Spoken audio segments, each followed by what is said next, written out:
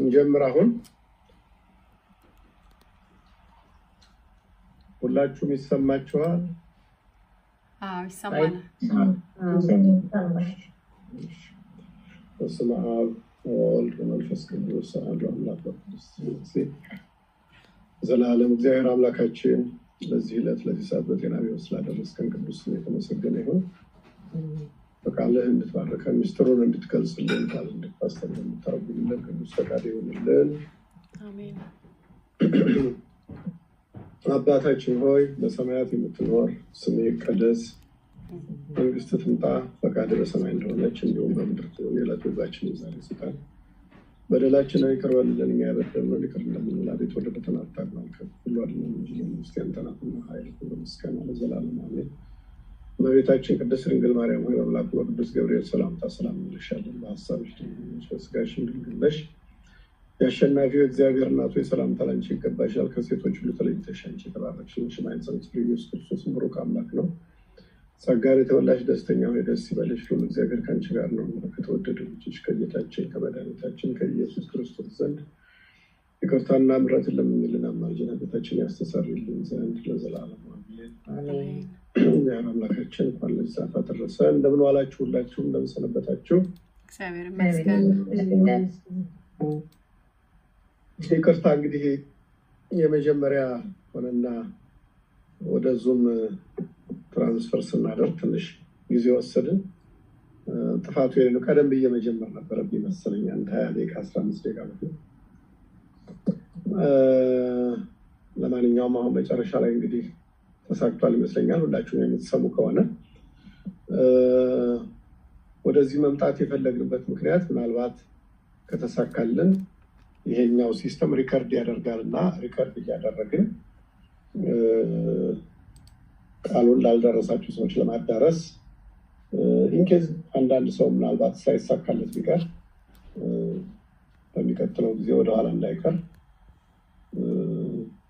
ተያይዘን ለማድረግ እንድንችል ነው እንደዚህ ያደረግነው። እንግዲህ አዳዲስ ሰዎችን አንድ ሁለት ሰዎችን አዳዲስ ሰዎችን አይቻለሁ። ምስራቅ መጣች። ሳሪ ጆይን አድርጋለች። ኦኬ እሺ። አዳዲስ ሰዎችን ያለውና ስንጀምር ያልነበራችሁ ሰዎች አይ ቲንክ አንዳንድ የምንመራባቸውን የተስማማንባቸውን መርሆች መረዳት ያስፈልጋል። አንደኛ እዚህ የምንማረው ሁላችንም ፈቅደን ነው። ፈቅደን እስከመጣን ድረስ በተቻለ መጠን አንደኛ ሰዓት ሁላችንም ሰዓት እንድናከብር፣ ከገባን በኋላም ደግሞ ተረጋግተን አንድ ቦታ ቁጭ ብለን አጭር ሰዓት ነው፣ 1 ሰዓት ነው የምንማረው። በጣም አንዳንድ ጥያቄ ምናምን ኖሮ ካልተራዘመ በስተቀር 1 ሰዓት ነው የምንማረው።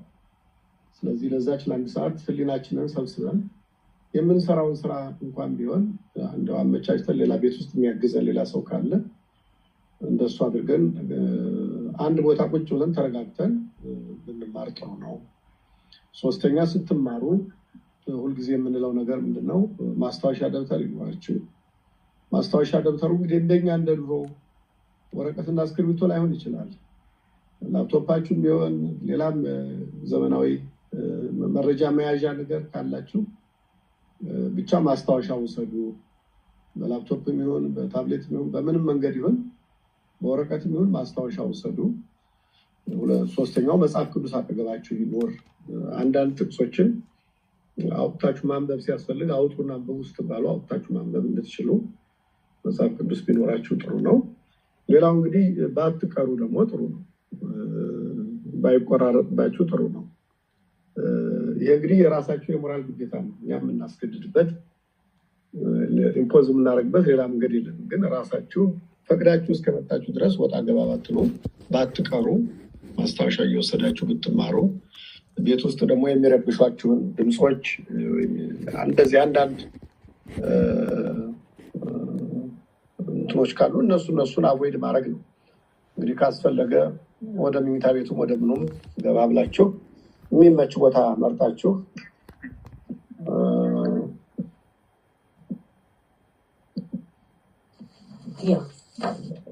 እንደሱ ብታረጉ መልካም ነው። ከዚህ ውጭ እንግዲህ በምንማርበት ጊዜ በተቻለ መጠን ሁላችሁም ድምፁ እንዳይረብሸን በስልክም ሆነ በላፕቶፕ የገባችሁ ሰዎች የእናንተ ድምፅ ወደ ሌላው ሰው የማይተላለፍበት መንገድ ብታመቻችሁ ጥሩ ነው። እነዚህ ነገሮች በመግቢያችን ተነጋግረናል። አዲስ የመጣችሁት ነው የምንደግመው እና እንግዲህ ዛሬ ወደ መደበኛ ትምህርታችን እንገባለን። ከዚህ በኋላ ማለት ነው። ፈቃዳችሁ ከሆነ ያባከነውን ጊዜ መተካት እንችላለን። አሁን ከ24 ነው። ፈቃዳችሁ ከሆነ እስከ 7 ሰዓት ከ24 ማራዘም እንችላለን ከፈለጋችሁ ማለት ነው። አይ 7 ሰዓት ሲሆን እናቁም ካላችሁ እንችላለን። እንግዲህ እየተማርን ያለ ነው። ምናልባት አዲስ ለመጡ ሰዎች ስለ ንስሐ ነው እየተማርን ያለ ነው። ምስጢራተ ቤተክርስቲያን ነው እየተማርን ያለ ነው። ስንቱን አይተን እንደሆነ ህይወት ታስታውሰናለች። በኋላ ምስጢራተ ቤተክርስቲያን ጀምረን 1፣ 4፣ 5ቱን ጨርሰናል ይመስለኛል። ይህ 6ኛችን ወይም እንደዛ 6ኛችን ይመስለኛል። ከምስጢራተ ቤተክርስቲያን 6ኛውን እያየን ያለ ነው። ንስሐ እንግዲህ ስለ ንስሐ 2 ቀን ወይ 3 ቀን ቆይተናል። መግቢያውን ምኑን ጨርሰናል። አሁን እያየን ያለ ነው ንስሐ ምንድን ነው የሚለውን ነገር ነው እያየን ያለ ነው። ባለፈው ሳምንት እንግዲህ እንዳየነው ሰው ንስሐ እንዲገባ እግዚአብሔር የከፈተው በር ነው የሚለውን ነገር አይተን፣ ነገር ግን ይሄ ንስሐ በር፣ ይሄ እግዚአብሔር የከፈተው የምህረት በር፣ ይሄ እግዚአብሔር የዘረጋው የምህረት እጁ የሚታጠፍበት በሩም የሚዘጋበት ጊዜ አለ ብለን ብዙ ናቸው፣ ግን 2ቱን መሰረታዊዎቹን አይተናል። አንደኛ ሰው በሚሞትበት ጊዜ ንስሐ የሚገባበት ሁኔታ ይቋረጣል። ከዛ በኋላ ከሞት በኋላ ንስሐ መግባት ስለማይቻል የሚለውን አይተናል። ሁለተኛው ደግሞ ይሄኛው እንግዲህ የመጀመሪያው ሞት የስጋ ሞት ማለት ነው። ሰው በስጋው ሲሞት ማለት ነፍሱ ከስጋው ስትለይ ሰው ሲሞት ከዛ ወዲያ ንስሐ መግባት አይችልም ብለናል። ሁለተኛው የንስሐ በር ወይም ደግሞ የምህረት በር የሚዘጋበት ሰው ሁለተኛው ሞት ሲሞት ነው። መንፈሳዊ ሞት ያልነው ስፒሪቹዋል ዴዝ የምንለው ልቡናው ሲደነድን ኃጢአትን በጣም ደጋግሞ በመስራት ራሱን አሳልፎ ለአጋንንት፣ ራሱን አሳልፎ ለሰይጣን ተገዢ ማድረግ ሲጀምርና መንፈሳዊ ሞትን ሲሞት ከዛ በኋላ ንስሐ ለመግባት ይቸገራል። በዛም ደረጃ ቢሆን እግዚአብሔር መጥራቱን አያቋርጥም። ግን ሰውየው አይሰማም፣ ስለሞተ አይሰማም። መንፈሳዊ ሞት ስለሞተ አይሰማም። ልክ በስጋ የሞተ ሰው ቢጠሩት እንደማይሰማ፣ መጽሐፍ ቢያነቡለት እንደማይሰማ፣ መምህራን ቢሰብኩለት እንደማይሰማ፣ ወንጌል ቢሰበክለት እንደማይሰማ በነፍሱ ከስጋው የተለየ የሞተ ሰው በመንፈሳዊ ሞት ውስጥ ያለ ሰው ልቦና ያደነደነ ሰው እግዚአብሔር ቢጠራውም አይሰማም፣ መምህራን ቢያስተምሩትም አይሰማም። ለምን? ሞቷል፣ በመንፈሱ ስለሞተ ማለት ነው። እና እነዚህ 2 ሁኔታዎች እንዳሉ ሳምንት አይተናል። አስቴር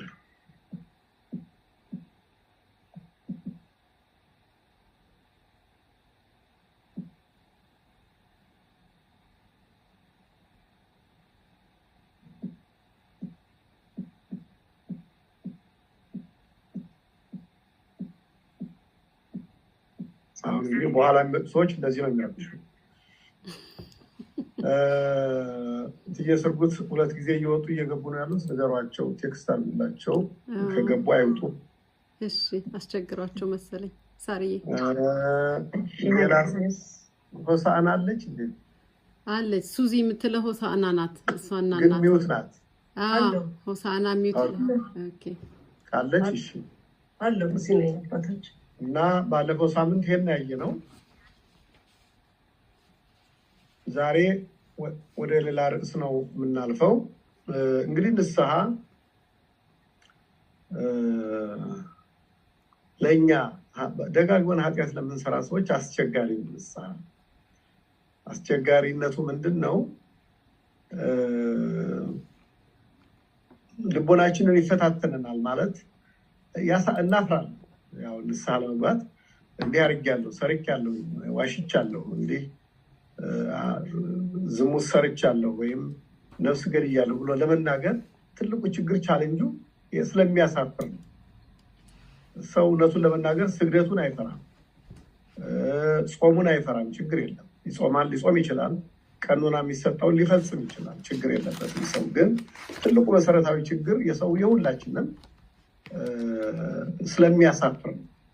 ሰው ነው ባለፈው አንስተን ሊሆን ይችላል በተከበረበት ሀገር በጣም በሚያገለግልበት ቤተክርስቲያን ቄስ ሆኖ እየቀደሰ ዲያቆን ሆኖ እየቀደሰ ወይም ደግሞ ምዕመንም ሆኖ እንደው በጣም ትልቅ አስተዋጽኦ ያለው ቤተክርስቲያን ውስጥ ተሰሚነት ያለው በጣም የተከበረ ሰው በቤተክርስቲያን ውስጥ የታወቀ ሰው እገሌ ያው ጥሩ ሰው ነው፣ ምጽዋት ይሰጣል፣ ይዘክራል፣ እንደው ገንዘብ ይሰጣል፣ ቤተክርስቲያን ይሰራል፣ ለድሆች ይመጸውታል፣ እንደው ደግ ነው በተባለበት ካህኑ ፊት ቀርቦ አባቴን እኮ አመንዝራ ነኝ፣ እንደው እኔ እኮ ነፍስ ገድያለሁ ብሎ መናገር ትንሽ አስቸጋሪ ነው።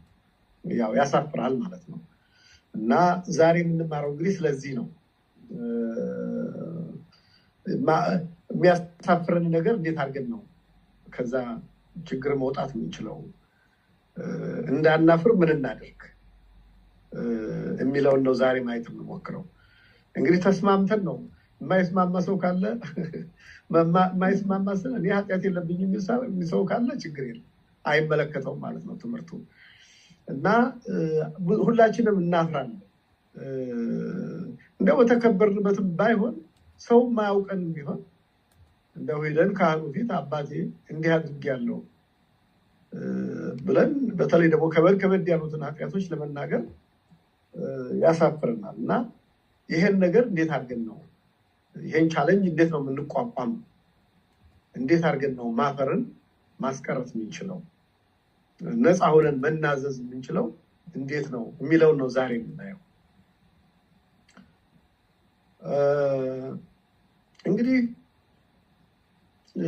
ንስሐ ስንገባ ክርስቶስን ነው የምንመስለው። ክርስቶስን ነው የምንመስለው እና ንስሐ መግባት ወይም መናዘዝ አባቶቻችን እንደሚያስተምሩን ሰማዕትነት ነው ይላሉ። ሰማዕት ማለት ታውቃላችሁ? የማያውቁ ሰው አለ? ሰማዕት ማለት ምን ማለት እንደሆነ? እኔ አላውቅም። ኦኬ፣ ሰማዕት ማለት ቃሉ የግዕዝ ቋንቋ ነው፣ የግዕዝ ቃል ነው። ምስክር ማለት ነው። ሰማዕት ማለት ምስክር ነው። ተራ ምስክር ሳይሆን ስለ ክርስቶስ የሚመሰክር ማለት ነው። ጊዮርጊስ ሰማዕት፣ ዮሐንስ ምናምን ሰማዕት ሲባል ሰምታችሁ አታውቁም? ሰማዕት ማለት ስለ እግዚአብሔር ብሎ ስለ ክርስቶስ ስለ ኢየሱስ ክርስቶስ ብሎ ራሱን አሳልፎ ለመከራ የሰጠ ሰው ወዶ ፈቅዶ ማለት ነው። ለምሳሌ ቅዱስ ጊዮርጊስ የሚባል ሰምታችሁ ይሆናል። ጊዮርጊስ ሰማዕት ነው፣ ምስክር ነው። ስለማን ነው የመሰከረው? ስለ እግዚአብሔር ነው የመሰከረው። ነገስታት በሙሉ ዓለም በሙሉ ተስማምቶ እግዚአብሔር የለም ብሎ ጣዖት ሲያመልክ እሱ ሂዶ እኔ ክርስቲያን ነኝ፣ እግዚአብሔር አለ፣ እናንተ የምታመልኳቸው አማልክት አይደሉም፣ አምላኮች አይደሉም፣ ድንጋዮች ናቸው፣ እንጨቶች ናቸው፣ አይሰሙም፣ አያዩም፣ ዓለምንም አልፈጠሩም፣ እነሱ ራሳቸው የተፈጠሩ ናቸው፣ ፈጣሪ እግዚአብሔር አንድ ብቻ ነው ብሎ መሰከረ። ቅዱስ ጊዮርጊስ እንደምታውቁት ቅዱስ ጊዮርጊስ ራሱ የታወቀ የነገስታት ልጅ ነው። ወደ ነገስታቱ የሄደው ሊሾም ነበረ። አባቱ ስለሞተ የአባቱን የንግስና የአገር አስተዳዳሪነት የአገር ገዥነት ሹመት ተሹሞ ለመምጣት ወደ ንጉሱ ሄዶ ነበረ። ሲሄድ ግን ነገስታቱ ተሰብስበው እግዚአብሔርን ክደው ጣዖት ሲያመልኩ አገኛቸው። ጣዖት ማለት በእጃቸው የሰሩትን እንጨቱን ጠርበው ድንጋዩን አለዝበው ወርቅ አንጥረው ይሄን የፈጠረን ብለው ሲሰግዱ ማለት ነው። የፀሐይ ምስል ሰርተው፣ የጨረቃ ምስል ሰርተው፣ የአንበሳ የእሳት እንዲህ አይነት ምስል ሰርተው ይሄ የፍቅር አምላክ፣ ይሄ የፀሐይ አምላክ፣ ይሄ የዝናብ አምላክ፣ ይሄ የውበት አምላክ እያሉ ብዙ አማልክትን ደርድረው ሲሰግዱ ስላገኘ እናንተ የምትሰግዱት አምላክ ላልሆኑት ነው። እነዚህ የተፈጠሩ ናቸው። እጅ ሰርታችሁላቸዋል፣ በእጃቸው መጨበጥ መዳሰስ አይችሉም። ዓይን ሰርታችሁላቸዋል፣ በዓይናቸው ማየት አይችሉም። ጆሮ ሰርታችሁላቸዋል፣ በጆሮአቸው መስማት አይችሉም። ምክንያቱም የሰው እጅ የሰራቸው ናቸው። እግዚአብሔር ግን ለዘላለም የሚኖር ፈጣሪ ነው ብሎ መሰከረ። አግባቡት፣ በብዙ በሹመት በሽልማት በወርቅ በብር አግባቡት። ሊያታልሉት ሞከሩ፣ እምቢ አለ። ከዛ በኋላ እንግዲህ 7 ዓመት ሙሉ በእሳት ሲያቃጥሉት፣ አንገቱን በሰይፍ ሲቆርጡት፣ ሲሞት 3 ጊዜ ሞቶ 3 ጊዜ እግዚአብሔር አስነስቶት መከራ 7 ዓመት ሙሉ መከራ ሲቀበል ኖሯል ቅዱስ ጊዮርጊስ። በአራተኛው ነው እንግዲህ የክብር አክሊል ያገኘው። 3 ጊዜም ሲሞት ፈጣሪው እያስነሳው የቅዱስ ጊዮርጊስ ጸሎት ምን ነበረ? ጌታዬ ሆይ ሙቼ እንድቀር አታድርገኝ፣ ሙቼ እንድቀር አታድርገኝ፣ እነዚህን ሰዎች እስካሳፍራቸው ድረስ አምላክነትን በደንብ እስክመሰክር ድረስ ብሞት እንኳን እንደገና አስነሳኝ እያለ ነበር የሚጸልየው። እና 3 ጊዜ ሞቶ 3 ጊዜም ተነስቷል። በዚህ ጊዜ ሁሉ ነገስታቱን ማመን አልቻሉም። ነገር ግን የእነሱ ሰራዊት የነበሩ ብዙ ሰዎች ቅዱስ ጊዮርጊስ የሚያደርገውን ተአምራት እያዩ ወደ ክርስትና ሃይማኖት ተመልሰው ከሱ ጋር የሰማዕትነትን አክሊል ተቀብለዋል። ስለዚህ ሰማዕት የምንለው ስለ እግዚአብሔር ሰውነቱን አሳልፎ ለእሳት ሰውነቱን አሳልፎ ለስለት የሰጠ ሰው ሰማዕት ይባላል። እንግዲህ ሰምታችሁ ይሆናል። ቅዱስ ቂርቆስ፣ ቅዱስ ጊዮርጊስ፣ ቅዱስ እስጢፋኖስ። ቅዱስ እስጢፋኖስም እንደዚሁ ስለ ክርስቶስ መስክሮ አይሁዳውያን ጉባኤ አድርገው በፓርላማ በካህናቱ ጉባኤ ተሰብስበው ተመካክረው በድንጋይ ቀጥቅጠው በድንጋይ ወግረው ገድለውታልና ሰማዕትነት የምንለው ይሄ ነው። ሰማዕት ማለት ራስን ስለ ክርስቶስ አሳልፎ መስጠት ማለት ነው። ስለዚህ ንስሐ አንደኛው የሚገለጥበት መንገድ ሰማዕትነት ነው ይላሉ አባቶቻችን። ንስሐ ምንድነው? ሰማዕትነት ነው። ሰማዕታት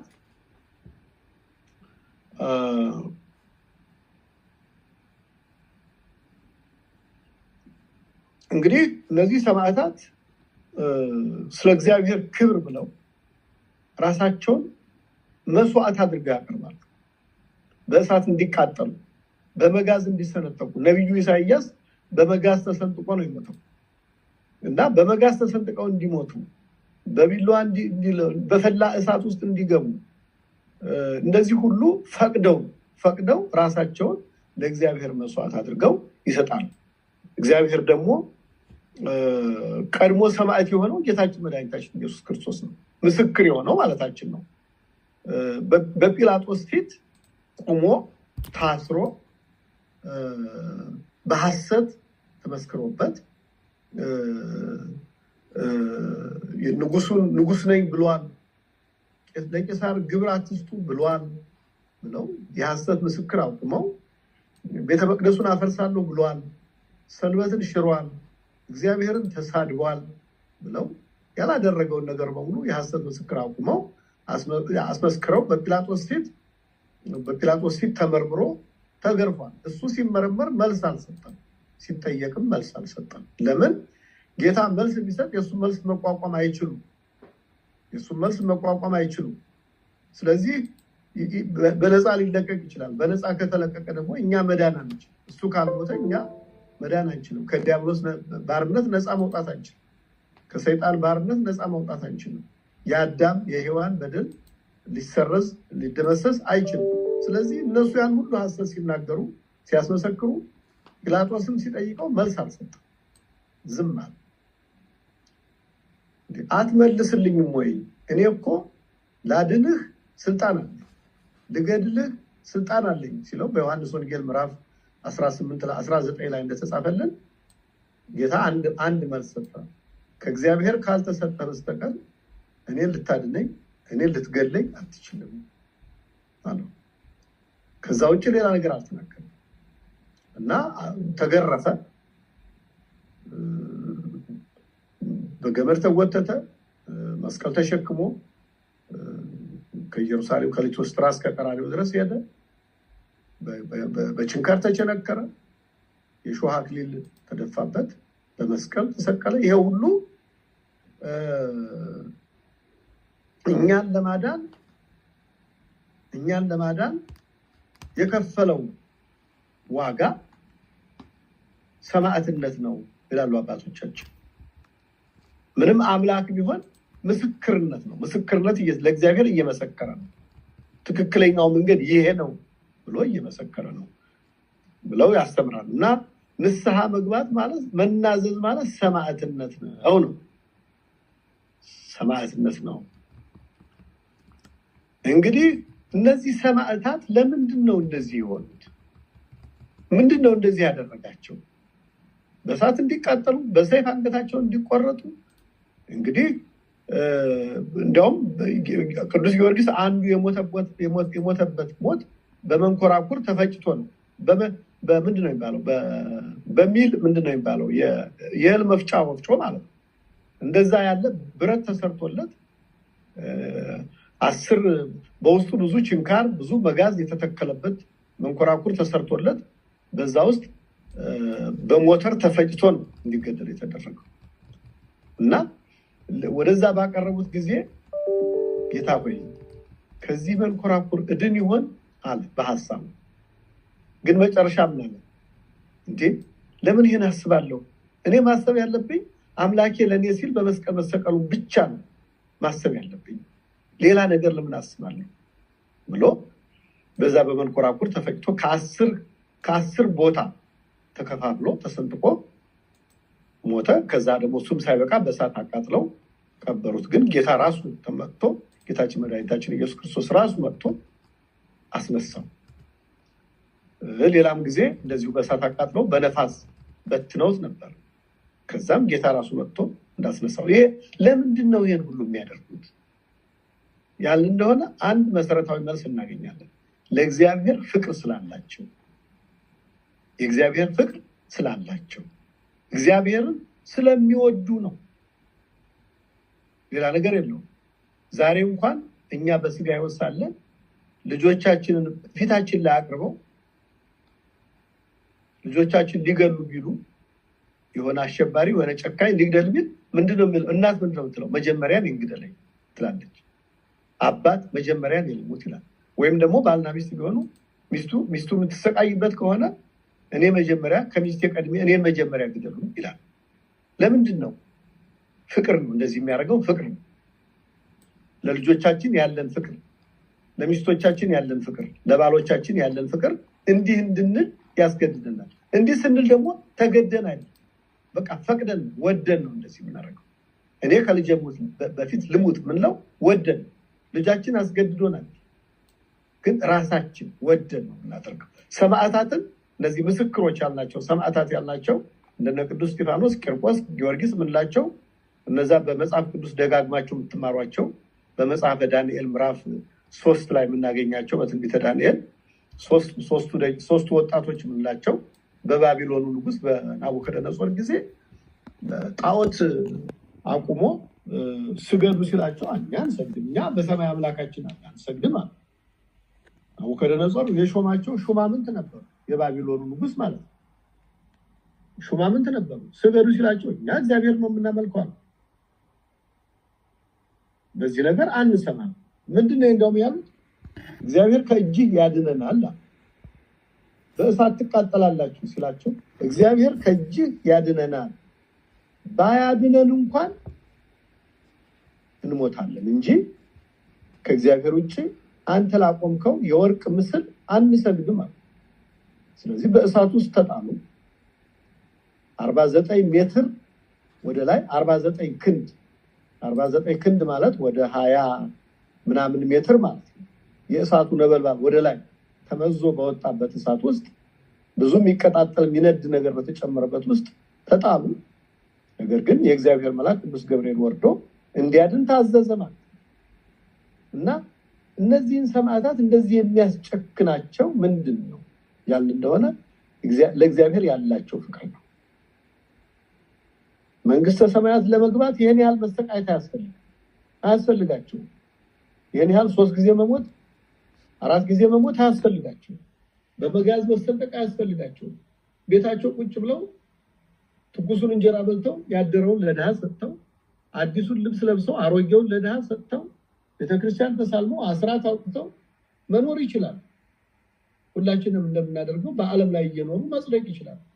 ጌታ መንግስተ ሰማያትን እስከ ቀዝቃዛ ውሃ ድረስ ነው የፈቀደው። በአገልጋይ ስም ቀዝቃዛ ውሃ በመስጠት ትጸድቃላችሁ ተብሎ ቅልብ ቡራ ካለን ማለት ነው። እና እነዚህ ሰዎች መንግስተ ሰማያት ለመግባት አይደለም። ቅዱስ ጳውሎስ ምናልባት ጊዜ አግኝታችሁ ብታነቡት የተቀበለው መከራ በሁለተኛ ቆሮንቶስ ምዕራፍ 12 ላይ ብታነቡ ምን አይነት መከራ እንደተቀበለ፣ ስንት ጊዜ በድንጋይ እንደተወገረ፣ ስንት ጊዜ በባህር ውስጥ ተጥሎ ስንት ቀን እየዋኘ በባህር ውስጥ እንዳደረ፣ ለአንበሳ እንዴት እንደተጣለ፣ ከአንበሳ ጋር እንዴት እንደታገለ ብዙ ዘርዝሮ ጽፎልናል። ቅዱስ ጳውሎስ ራሱ ጽፎልናል በመልእክቱ ላይ። እና ይሄን ሁሉ ማድረግ አይጠበቅባቸውም። ግን ለምንድን ነው እንዲህ የሚያደርጉት? ለመንግስተ ሰማያት መውረስ ነው? አይደለም። ለእግዚአብሔር ክብር ስላላቸው፣ ለእግዚአብሔር ፍቅር ስላላቸው ነው እንደዚህ የሚያደርጉት። ስለዚህ ሰማዕትነት ማለት ከምድራዊ ምቾት፣ ከምድራዊ ሹመት፣ ከምድራዊ ውበት፣ ከምድራዊ ሀብት ይልቅ እግዚአብሔርን መምረጥ ማለት ነው። ሰማዕትነት ማለት እግዚአብሔርን መምረጥ ማለት ነው።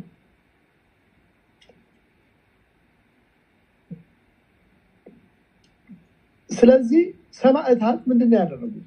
ራሱን ለነሱ ብሎ መስዋዕት ስላደረገው ስለ ኢየሱስ ክርስቶስ ፍቅር ራሳቸውን መስዋዕት ያደርጋሉ ማለት ነው። ኢየሱስ ክርስቶስ ለሰው ልጆች ራሱን መስዋዕት አድርጎ አቅርቧል። ልክ እነሱም ደግሞ ያንን መከራ መስቀሉን እያሰቡ ራሳቸውን መስዋዕት አድርገው ይሰጣሉ። ለዚህ ነው በቤተክርስቲያናችን መጽሐፍ ቅዱስ ያሬድ ሲጽፍ ህየንተ ደሙ ከአው ደሞሙ፣ ክርስቶስ ሰውን ለማዳን ደሙን እንዳፈሰሰ ሁሉ እነሱም ደግሞ ደማቸውን ያፈሳሉ። ለዚህ ነው ሰማዕታት የኢየሱስ ክርስቶስ ወንድሞች ይባላሉ። ወንድሞች የተባሉበት ምክንያት በቤተክርስቲያን ሰማዕታት የእግዚአብሔር ወንድሞች ይባላሉ። ወንድሞች የተባሉበት ምክንያት ይሄ ነው። እንግዲህ ታዲያ ንስሐ ሰማዕትነት ነው በምንልበት ጊዜ ንስሐ እንዳያሳፍረን ወይም ደግሞ ኃጢአታችን መናዘዝ እንዳያሳፍረን የሚያደርገው ምንድነው? ለእግዚአብሔር ፍቅር ሲኖረን ነው ማለት ነው። አሁን እንግዲህ ራሳችንን እንድንፈትሽ ነው። እግዚአብሔር እንወደዋለን ወይ? እውነት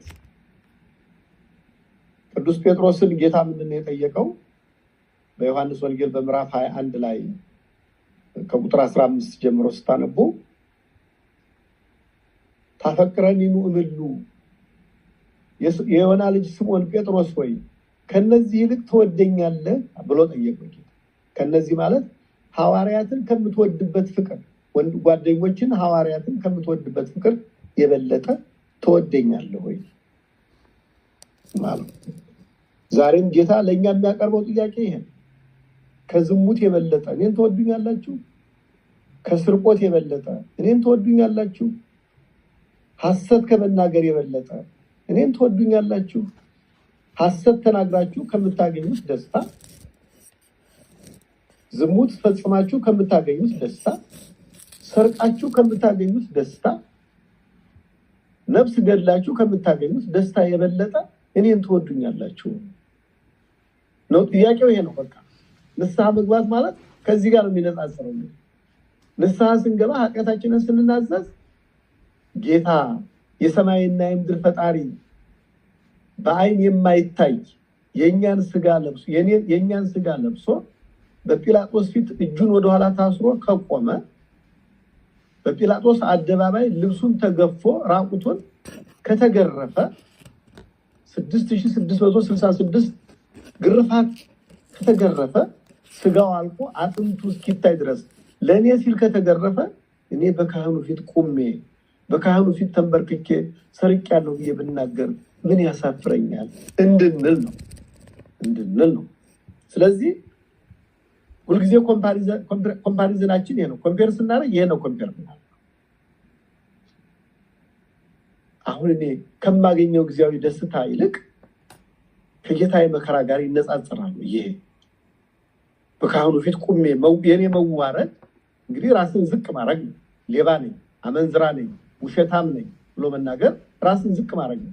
ራስን ዝቅ የምናደርገው ግን በሰው ፊት አይደለም። ለእኛ ካህኑ ይምሰለን እንጂ በካህኑ ጀርባ ያለው እግዚአብሔር፣ ለእግዚአብሔር ነው ራሳችን ዝቅ የምናደርገው።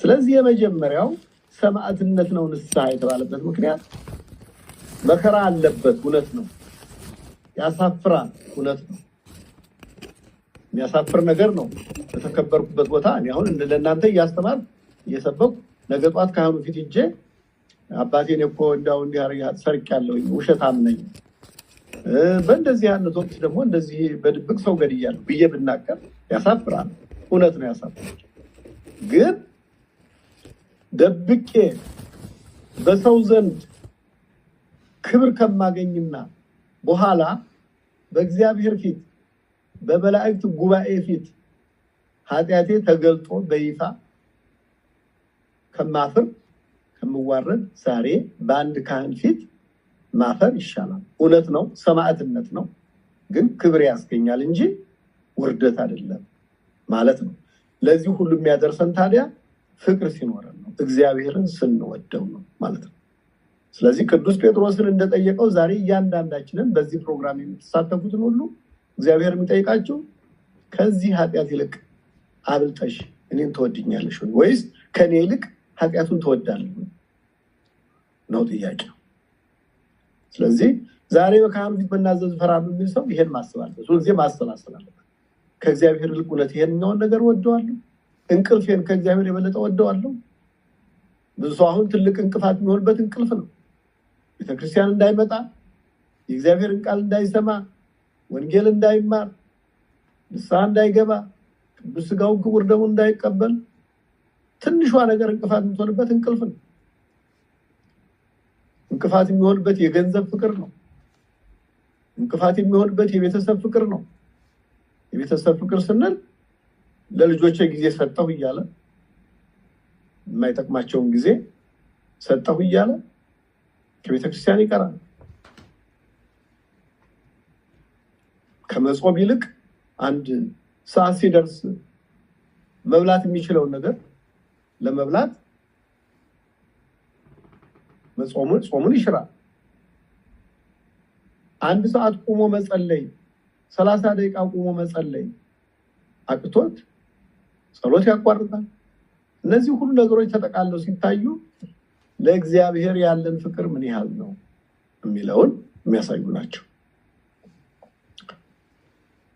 እንግዲህ እነዛ ቅድም የጠቀስናቸው ሰማዕታት ሐዋርያው ቅዱስ ጳውሎስ ራሱ እንደገለጸው በአንደኛ ቆሮንቶስ ምዕራፍ 4 ላይ እንደጠቀሰው እኛ በዓለም ውስጥ እንደ ጥራጊ እንደ ቤት ጥራጊ እናንተ ትራሽ እንደምትሉ እንደ ቤት ጥራጊ ጉድፍ እንደ ቆሻሻ ተቆጥረናል በዓለም ላይ ይላል እውነት ነው እንደ ጉድፍ ተቆጥረዋል ግን ይሄን ሁሉ የምናደርገው ስለ ክርስቶስ ፍቅር ነው አለ ቅዱስ ጳውሎስ ስለ ክርስቶስ ፍቅር ነው አንደኛ ቆሮንቶስ ምዕራፍ 4 ከቁጥር 9 እስከ 8 ከ9 ጀምራችሁ ታነቡት ተራብን ተጠማን ታረዝን እንደ ቆሻሻ በዓለም ላይ ተቆጠርን እነሱ ሲረግሙን እኛ እየመረቅን ሲያሳድዱን እኛ እየታገስን እስከዚህ ሰዓት ድረስ እንደ ቆሻሻ እንደ ጉድፍ ተቆጠርን በዓለም ላይ ይላል ስለዚህ ምን ማለት ነው ይሄ ሁሉ የምናደርገው ስለ እግዚአብሔር ፍቅር ነው እንዲህ የምናደርገን ማንም አስገድዶን አይደለም ወይም እንደ ሰው በሌላ መንገድ መኖር አቅቶን አይደለም ግን እግዚአብሔርን ስለምንወድ ነው እግዚአብሔርን የምንወደው ደግሞ እሱ አስቀድሞ እኛን ስለወደደን ነው ይልና ቅዱስ ጳውሎስ አረ የኛን መከራ ተውት ብሎ በዕብራውያን መልእክቱ ደግሞ በምዕራፍ 12 ላይ ወበነና ለሐፍረት ጌታ መድኃኒታችን ኢየሱስ ክርስቶስ እሱ ሐፍረትን ናቃት ይላል የሚያሳፍረው ራቁትን መሆን ራቁት መገረም ራቁት መሰቀል እንደው ከሁሉ በላይ አሁን ልብ በሉ አይሁድ መቼስ የጥላቻቸውን ከፍታ ለማሳየት ነው እንጂ መግረፍ እሺ መቸንከር መስቀል እሺ ሰው ፊት ላይ ምራቅ መጥፋት ነው ፊቱ ላይ ነበር ምራቅ የሚተፉበት ምራቃቸው ሲያልቅ አፋቸው ውስጥ ውሃ እየጨመሩ ነበር ፊቱ ላይ ምራቅ የሚተፉት ስለዚህ ቅዱስ ጴጥሮስ ምን አለ ይሄን ሁሉ ምራቅ ሲተፋበት ራቁቱን ሆኖ ሲገረፍ የሰማይና የምድር ፈጣሪ እግዚአብሔር ሀፍረትን ናቃት። ለምንድን ነው የናቃት አለና በእንተ ፍስሐሁ ዘጽኑዕ ሎቱ ስለኛ ድህነት ስለሚጠብቀው የምእመናን ድህነት የኛ ድህነት እኛ ስለምንድን እሱ መከራ ተቀብሎ ተሰቅሎ ሲሞት ዓለም ስለሚድን for our salvation ስለኛ ደህንነት ይሄን መከራ ይሄን ሀፍረት ናቀው። ስለዚህ እኛም ንስሐ ስንገባ ሀፍረታችንን እንድንንቅ ሀፍረታችንን መናቅ የምንችለው ሁለቱን ነገርኳቸው። ምን ናቸው? መጀመሪያ ለእግዚአብሔር ፍቅር ሲኖረን እግዚአብሔርን ስንወደው፣ ሁለተኛ ጌታችን መድኃኒታችን ኢየሱስ ክርስቶስ በዕለተ ዓርብ ለኛ ብሎ የተቀበለውን መከራ መስቀል ማሰብ ስንችል ነው። እነዚህን ማሰብ ስንችል አይደለም ካህን ፊት አንድ ካህን ፊት ወንበስ ብለን ንስሐ መግባት ኃጢአታችን መናዘዝ አይደለም እንደ ሰማዕታት እሳቱን ስለቱን መታገስ እንችላለን። መታገስ እንችላለን። ዛሬ ሁልጊዜ በየወሩ በ9 ቀን ወር በገባ በ9ኛው ቀን የሚታሰብ አንድ ሰማዕት አለ፣ ቅዱስ ቶማስ የሚባልና ቅዱስ ቶማስ ጌታውን አልክድም ብሎ 22 ዓመት እንዳይሞት ብለው 22 ዓመት ዛሬ አንድ ጣቱን ይቆርጣሉ፣ ነገ ሌላውን ጣቱን ይቆርጣሉ፣ ከነገ ወዲያ ደግሞ አንዱ የጆሮውን ጫፍ ይቆርጣሉ፣ ከነገ ወዲያ ደግሞ አፍንጫውን ይቆርጣሉ። እንደዛ እያረጉ 22 ዓመት ሙሉ ሰውነቱን ቆራርጠው ትራኩ ብቻ ቀረ፣ ግንዱ ብቻ የሰውነቱ ግንዱ ብቻ ቀረ። እንደዛም ሆኖ ፈጣሪውን አልካደም። እንዲህ የሚያጸናቸው ምንድነው? የክርስቶስን መከራ መስቀል ማሰብ፣ የክርስቶስን ፍቅር ማሰብ። እንዴ ኦኬ እነሱ ሲሆን ጌታ ለምንድነው እንደዚህ ዝም የሚላቸው? እሱ ደግሞ በሰማይ ሐዋርያ ቅዱስ ጳውሎስ እንዳለው በሁለተኛ ጢሞቴዎስ ምዕራፍ 4 ላይ እንዳለው የክብር አክሊል ሊያቀዳጃቸው፣ በብርሃን ላይ ብርሃን በአክሊል ላይ አክሊል ደራርቦ ሊያቀዳጃቸው፣ ከሱ ጋር አንድ ሊያደርጋቸው ያዋህዳቸው እና እንግዲህ ሁለቱ እነዚህ ናቸው። ሁለቱ ነገሮች ማለት ነው። የእግዚአብሔር ፍቅር በልባችን ሲሞላ ልክ ልጆቻችን እንደምንወደው፣ ሚስቶቻችን እንደምንወደው፣ ባሎቻችንን እንደምንወደው የእግዚአብሔር ፍቅር በልቦናችን ሙልት ሲል በዚህ ዓለም የምንቀበለውን መከራ ያስረሳል። ኃጢአት ብንናዘዝ ያስረሳል። እንዲያውም ፍቅሩ እየጨመረ ሲሄድ የክርስቶስን መከራ እያሰብን ስንሄድ ኃጢአት መስራቱን እናቆማለን። አይደለም የሰራነውን ኃጢአት ለመናዘዝ አይደለም፣ ኃጢአት ይቅርብኝ፣ መብሉ መጠጣቱም ይቅርብኝ፣ እንቅልፉም ይቅርብኝ ወደ ማለት ነው የምንሄደው። ዛሬ አሁን መከራውንም የማናስበው የእግዚአብሔር ፍቅርን በልቦናችን የማይገባው ልባችን በሌላ ነገር ስለሞላ ነው። ባለፈው ነግሬያቸዋለሁ። ልባችን ማስተናገድ የሚችለው ወይ ሰይጣን ነው ወይ እግዚአብሔር ነው። ሁለቱ በአንድ ላይ ስለማይኖሩ ማለት ነው። ስለማይኖሩ አሁን ልባችን በሌላ በብዙ ነገር ስለተያዘ ነው። ልቡናችን በብዙ ነገር ተይዟል። በገንዘብ ፍቅር፣ በሴት ፍቅር፣ በወንድ ፍቅር፣ በዝሙት ፍቅር፣ በሐሰት ፍቅር፣ በጠቅላላ በኃጢአት ፍቅር፣ በሌላ በማይረባ ነገር ስለተሞላ፣ በዘረኝነት፣ በመለያየት፣ በመከፋፈል ልባችን ስለተሞላ የእግዚአብሔር ፍቅር የሚገባበት ነገር የለም። በሞላ ብርጭቆ ውስጥ ውሃ መጨመር አይቻልም። ብርጭቆ ውስጥ ካፉ ሙልት ካለ ከዛ በኋላ ብንጨምርበት እንደገና ይፈሳል እንጂ አይቀበልም። ልባችን በሌላ ነገር ስለተሞላ የእግዚአብሔር ፍቅር አሁን አይሰማንም። ኢንሴንሲቲቭ ሆነናል ማለት ነው።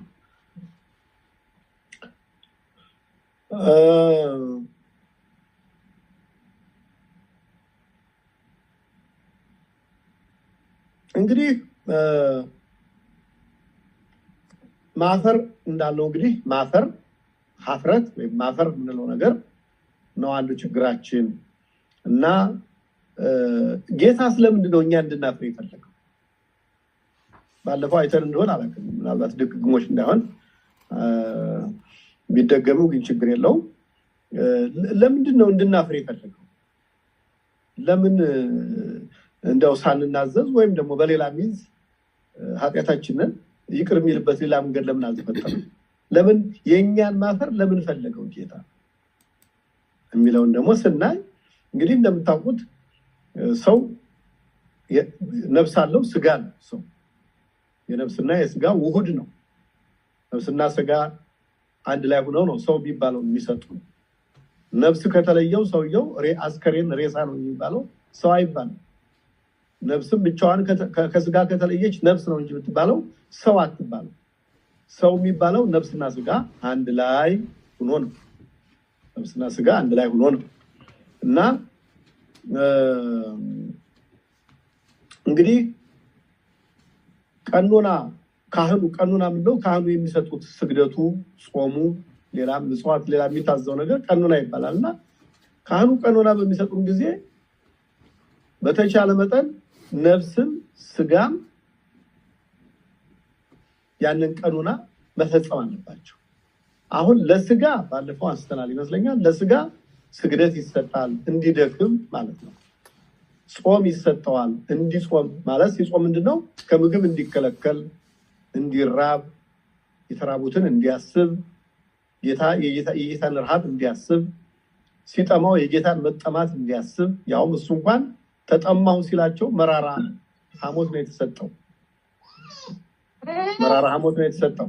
እና ሚዩት አድርጊ ስልክሽ እንትን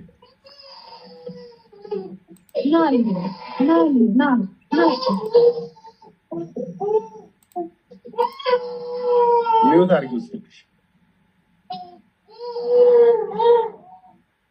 እና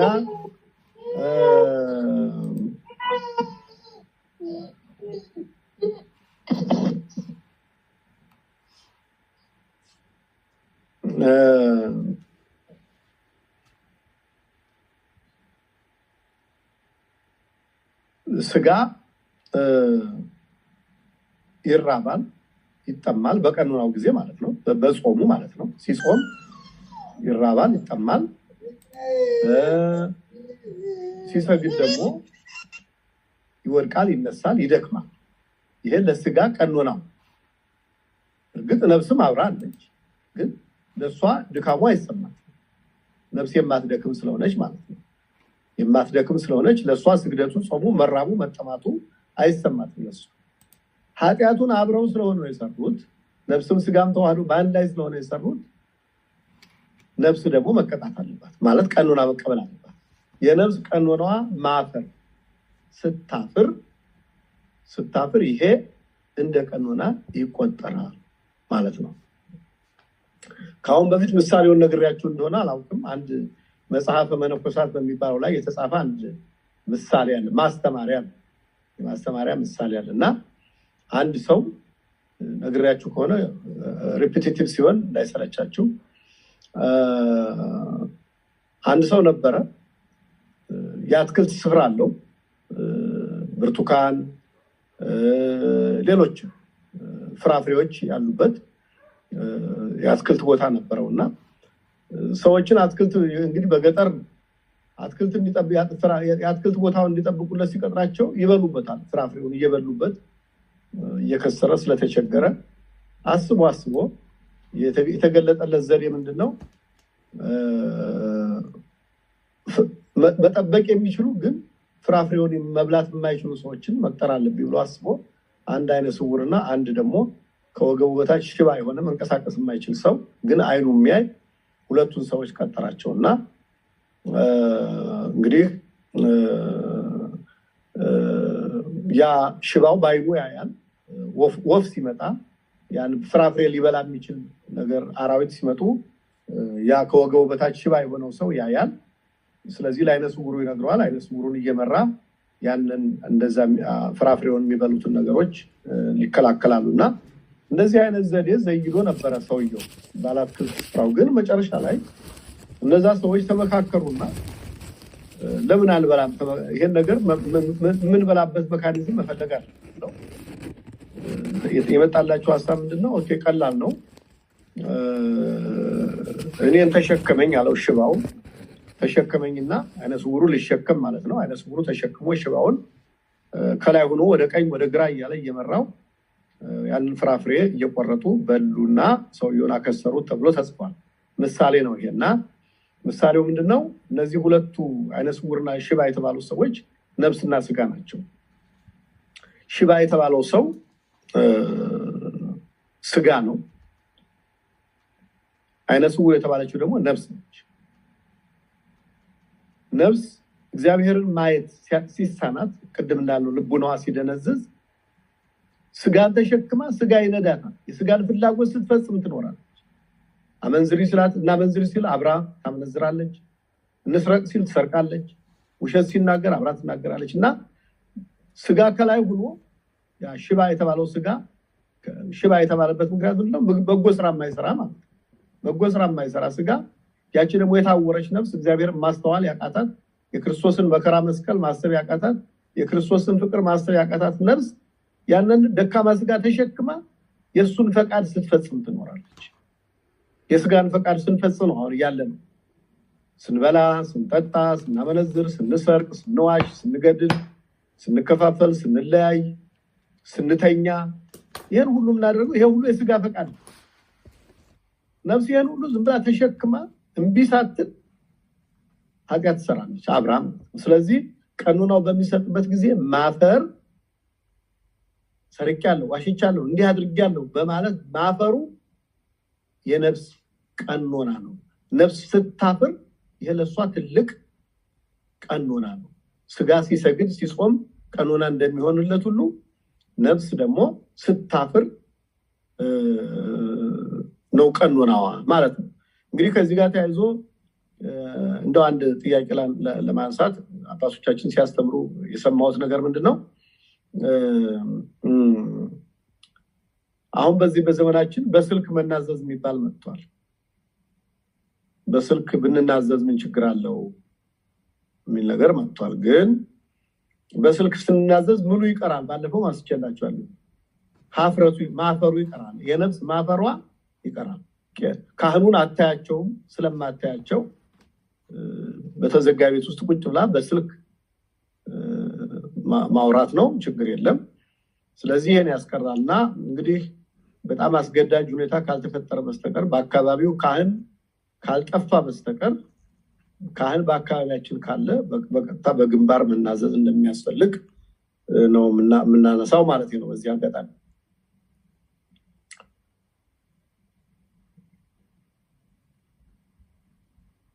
ስለዚህ ንስሐ የሚጀምረው ከስጋ ነው ወይስ ከነፍስ? ንስሐ መግባት የሚጀምረው ከስጋ ነው ከነፍስ ነው? ከነፍስ ነው ማለት ነው። መጀመሪያ መጸጸት ትጀምራለች። ፈጣሪን አስቀየምኩት፣ በደልኩት ብላ መጸጸት ትጀምራለች።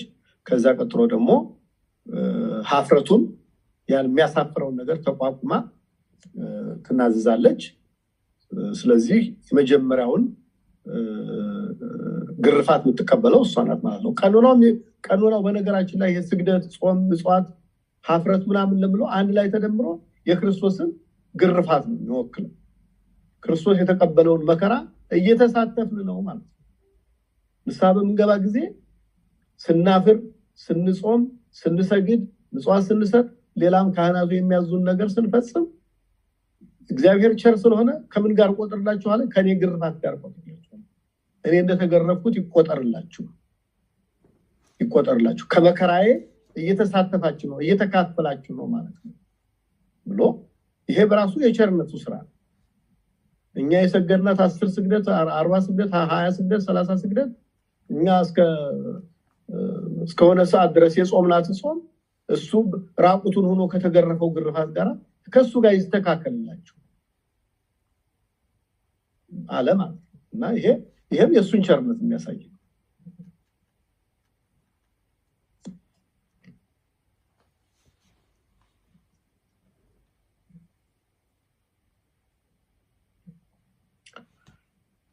ስለዚህ እንዲህ ክብራችንን ስንንቅ፣ እንዲህ በሰው ፊት ያለንን ክብር ዝና ንቀን በካህኑ ፊት ዝቅ ብለን እንዲህ አድርጊያለሁ ብለን ስንናዘዝ የክርስቶስን ፍቅር የእግዚአብሔርን ክብር እያስቀደምን ነው ማለት ነው። እያስቀደምን ነው። ከኛ ክብር ይልቅ የክርስቶስ ክብር ይቅደም የእግዚአብሔር ክብር ይቅደም፣ ከኛ ዝና ክብር ይልቅ የእግዚአብሔር ክብር ይቅደም እያለ ነው ማለት ነው። ስለዚህ የንስሐ ማዕከል ካለው በቃ የንስሐ ሴንተሩ ይሄ ነው። የንስሐ ሴንተር ማለት ራሳችንን በእግዚአብሔር ፊት ማዋረዳችን። በካህኑ ፊት እንዳይመስላችሁ፣ ከካህኑ ፊት ጎንበስ ብለን ራሳችንን ዝቅ ያደረግነው ግን ለካህኑ ለእግዚአብሔር ነው። ሰው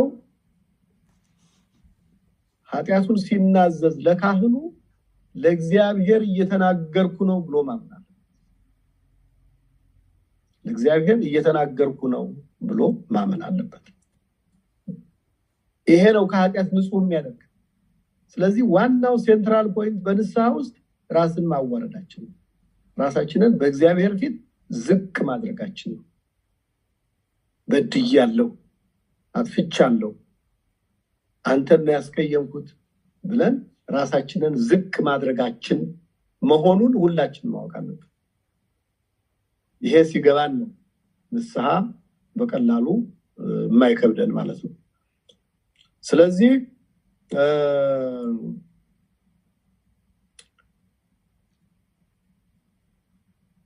የእግዚአብሔርን ፍቅርና ክብር ስናስቀድም፣ እግዚአብሔርን ስንወድ፣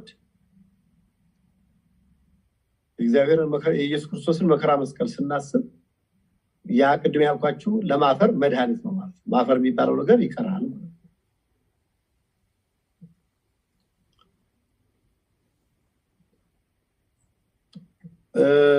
ሁለተኛውን ርዕስ እንጀምረውና ሳምንት እንጨርሰዋለን። እንግዲህ እስካሁን ያየነው ንስሐ ምንድነው በሚለው ርዕስ ስር ነው ያየነው። እስካሁን ንስሐ ምንድነው አለን?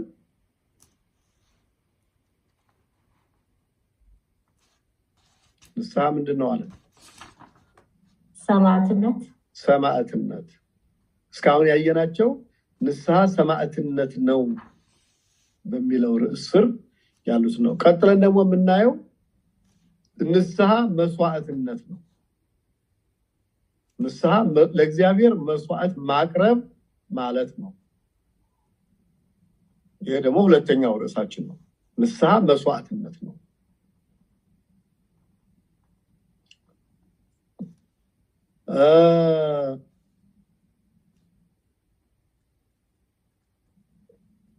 እንግዲህ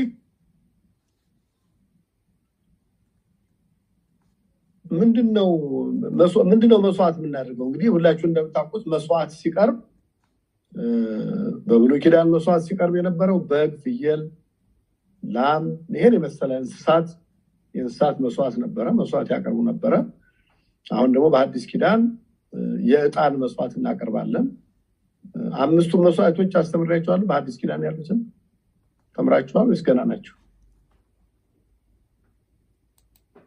እኔ ገና ነኝ። ሌሎቹ ምናልባት ባለፈው አልተማረም። ከምን ጋር ከሚስጥረ ቁርባን ጋር እያይዘን እኮ ረስታችሁ። አምስቱ መስዋዕቶች የሚባሉት በቤተክርስቲያን ውስጥ የምናቀርባቸው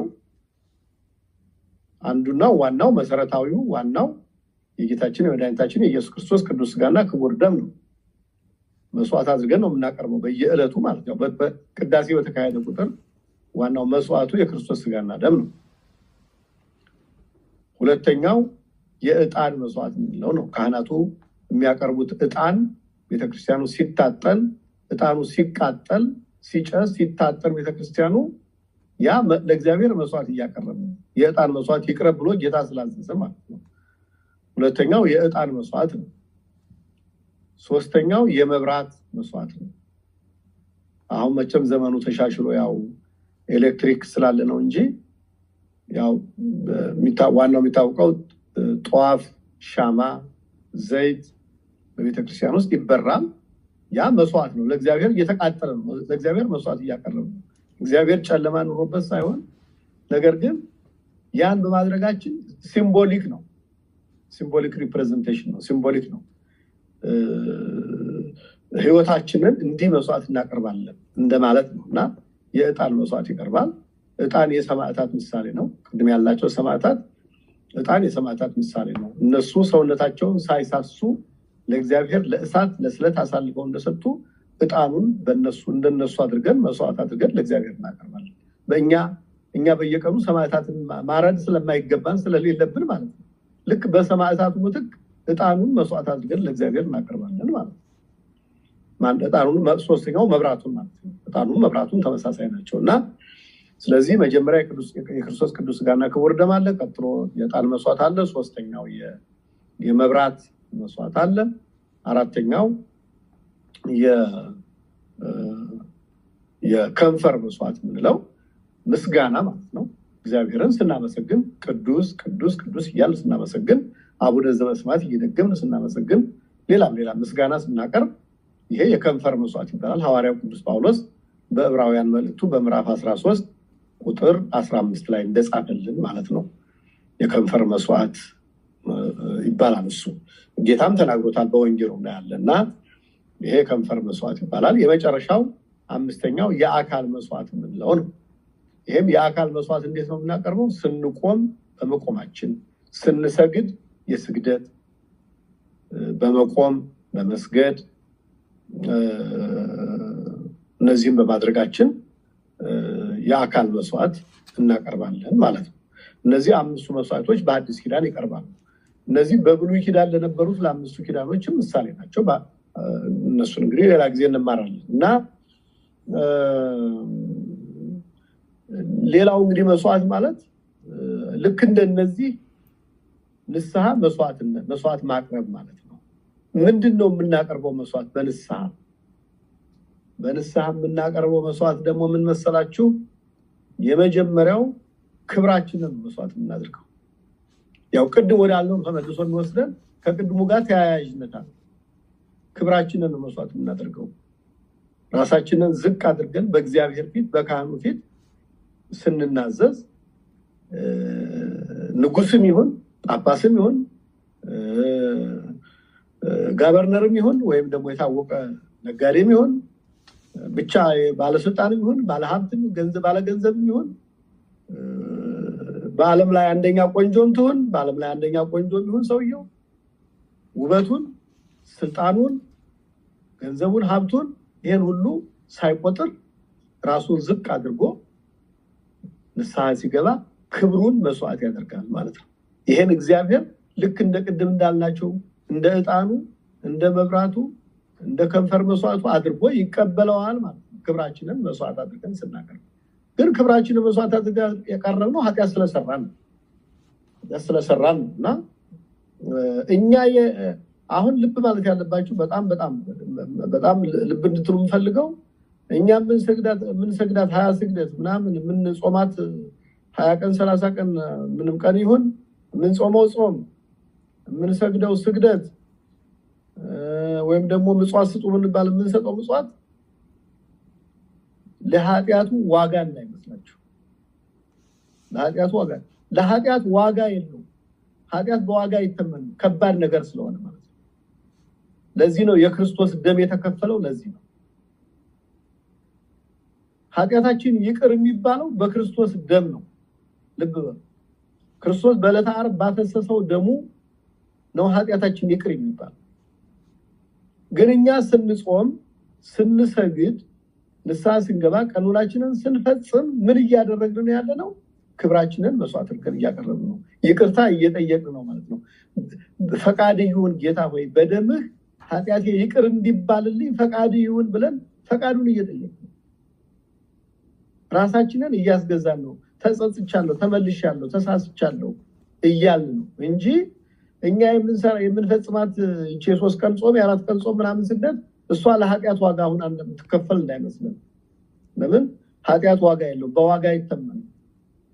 በጣም መጥፎ ነገር ነው ኃጢአት ማለት፣ ከባድ ነገር ነው ኃጢአት ማለት። አይታችሁ አታውቁም? አንዳንድ ስቴንስ አሉ አይደል? አንዳንድ ቆሻሻዎች አሉ ልብስ ላይ ሲያርፉ፣ ነጭ ልብስ ላይ ሲያርፉ ብዙ ሳሙና ብትጠቀሙ እንኳን አንለቅም የሚሉ ስቴንስ አሉ። አንዳንድ በጣም ከባድ ቆሻሻዎች ልክ እንደዛ ማለት ነው። ኃጢአት ማለት እንዲህ ተራ እኛ ስንሰራው ቀላል እየመሰለን ነው እንጂ ነፍስን ሲያሳድፍ መንፈሳችንን ሲያሳድፍ ሲያቆሽሽ ከእግዚአብሔር ጋር ሲለየን በጣም መጥፎ ነገር ነው ኃጢአት ማለትና ያ የሚነጻው ኃጢአታችን የሚወገደው በክርስቶስ ደም ነው የሚነጻው። እኛ ግን ራሳችንን ክብራችንን መስዋዕት አድርገን ስናቀርብ የክርስቶስን ደም እየጠራን እንዲረዳ እርዳታ እየፈለግን እየጠየቅን መሆናችንን ማስተዋል ያስፈልጋል ማለት ነው። ስለዚህ አንዱ መስዋዕት የምናደርገው ክብራችንን ነው።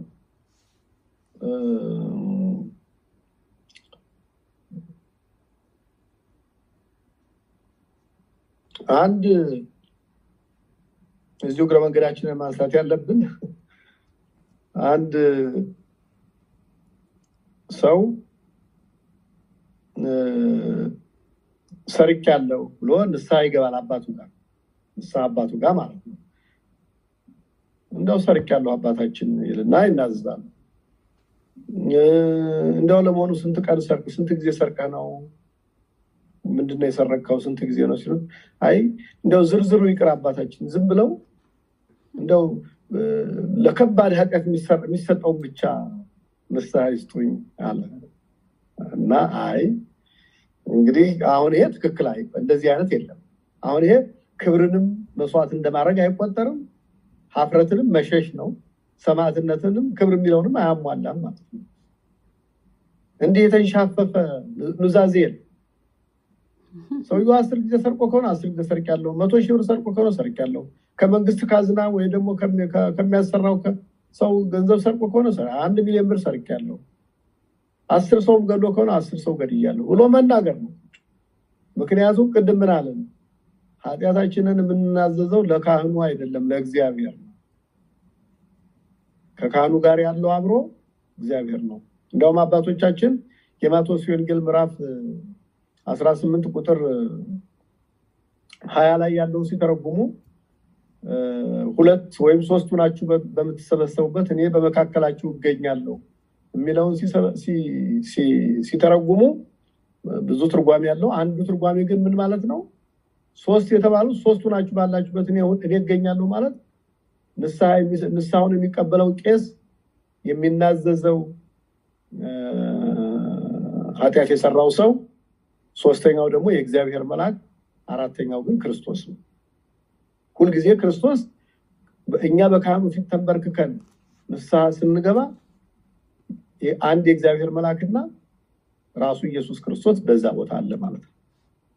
ስለዚህ ሁልጊዜ ስንናዘዝ ለክርስቶስ እየነገርን መሆኑን አውቀን ለቄሱ እንደው በቃላት አሳምረን ሸፋፍነን ደባብቀን ብናቀርበው እሱ ስለሚያውቀው ጌታ እያታለልን ከሆነ ንስሐችን ከንቱ እንዳይሆን ማለት ነው።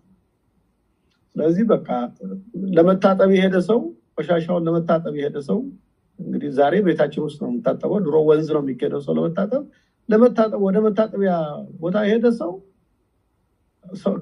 ሰውነቱን እየቀነሰ አይታጠብም። ግማሹን ታጥቦ ግማሹን አይተው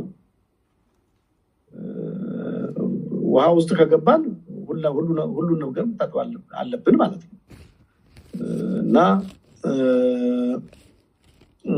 ስለዚህ ክብራችንን መስዋዕት እናደርጋለን። 3ኛው መስዋዕት የምናደርገው ፍላጎታችንን ክብራችንን መስዋዕት እናደርጋለን። ደግሞ ሌላው ፍላጎታችንን መስዋዕት እናደርጋለን። ፍላጎትን መስዋዕት ማድረግ ማለት ምን ማለት ነው? ስጋ የሚፈልገው ምንድን ነው? መተኛት። ስጋ የሚፈልገው ምንድን ነው? መብላት፣ መጠጣት። ስጋ የሚፈልገው ምንድን ነው? መዘርዘር አያስፈልግም። ኃጢአት መስራት ደስ ይለዋል ስጋ። ስለዚህ ፍላጎትን መስዋዕት ማድረግ ማለት መጀመሪያ ከንስሐው አስቀድሞ ኃጢአት አለመስራት ማለት ነው። ፍላጎትን መስዋዕት ማድረግ ማለት ደግሞ ኃጢአቱን ከሰራ ነው በኋላ ደግሞ የስጋ ፍላጎት ምንድን ነው? ተሸፋፍኖ መኖር ነው። አለመናዘዝ፣ በቃ ካህኑ ፊት አለመቅረብ፣ እግዚአብሔር ቸር ነው እያለ እግዚአብሔር ይቅርልኛል ቸር ነው እያለ በእግዚአብሔር ቸርነት እያሳበበ መኖር ነው የሚፈልገው ስጋ። ፍላጎትን መስዋዕት ማድረግ ማለት ታዲያ ሀፍረቱን ተቋቁሞ ስጋ የሚያቀርበውን ማባበያ ተቋቁሞ እምቢ ብሎ ወደ ቤተ እግዚአብሔር ወደ ቤተ ክርስቲያን ወደ ካህኑ ፊት ሄዶ ንስሐ መግባት ማለት ፍላጎትን ምቾትን መስዋዕት ማድረግ ማለት ነው። ስለዚህ ዛሬ ያየነው ሁለቱን ንስሐ መግባት ሰማዕትነት ነው። ንስሐ መግባት ራስን መስዋዕት ማድረግ ፍላጎትን ክብርን መስዋዕት ማድረግ ነው።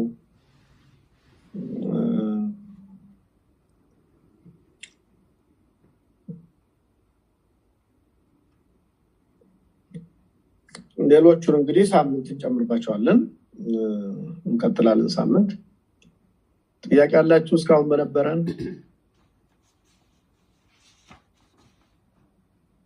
አንድ ጥያቄ አለኝ። ስለ ከንፈር ምስጋና ሲናገሩ የመጽሐፍ ቅዱስ ቁጥሩ አመለጠኝና ቢደግሙልን። ዕብራውያን 13:15 እሺ ቤስት። አይ መጽሐፍ ቅዱስ ብዙ ቦታ ነው ያለው። እንደው ለምሳሌ ነው ያነሳነው እንጂ ብዙ ቦታ ነው ያለው።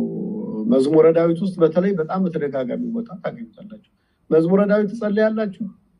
ምንድነው የምትጸልዩት? እስቲ ንገሩኝ። እንደው ጸሎት ማድረግ እድሉ ሲገጥማችሁ ማለት ነው።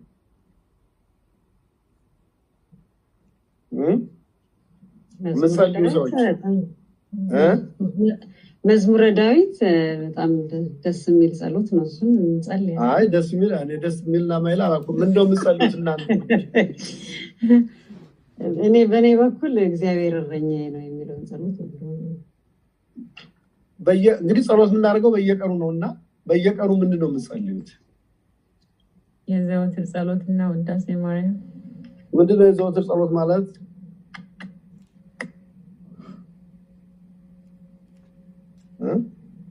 አቡነ ዘበሰማያት ነው ጸሎተ ሃይማኖት ምናምን ማለት ነው። እሺ ሌላስ?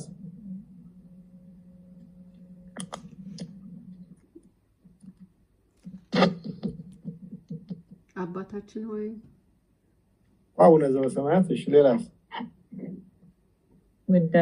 ውዳሴ አምላክ። ጥሩ። እንግዲህ ጸሎት ስታደርጉ መቼስ አቡነ ዘበሰማያት አንዱ ነው የታዘዝነው ጸሎት እሱ ነው። አቡነ ዘበሰማያት ምን ያህል ጸልያላችሁ አላውቅም። እንግዲህ ሰው በቀን እንግዲህ 84 አቡነ ዘበሰማያት እንዲጸልይ ታዟል። አንድ ጊዜ እንዲጸልይ አይደለም 84ቱን 7 ጊዜ ስለሚጸልይ ነው። በቀን 7 ጊዜ ስለሚጸልይ 12 አቡነ ዘበሰማያት በየሰዓቱ በነዛ በሰባቱ ለምሳሌ ጠዋት 12 አቡነ ዘበሰማያት ማለት ነው። ስለዚህ 84 ይሆናል ጠቅላላ 12 ጊዜ 7 ማለት ነው። ከዛ ውጭ እንግዲህ አቡነ ዘበሰማያት አለ። ከሱ ውጭ ውዳሴ ማርያም አለ። ከዛ በኋላ ምን ልነግራችሁ ነው ያወጣሁት? መዝሙረ ዳዊት እንድትጸልዩ ለማለት ነው። መዝሙረ ዳዊት እንድትጸልዩ ለማለት ነው። መዝሙረ ዳዊት እንግዲህ የምትችሉትን ያህል መጸለይ ነው።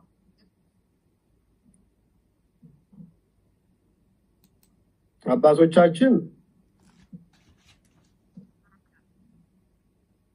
ለእናንተ እንዲመች ተብሎ ሰው እንዳይከብደው ተብሎ በተለያየ ስራ ላለው ሰው ይቅርታ በጣም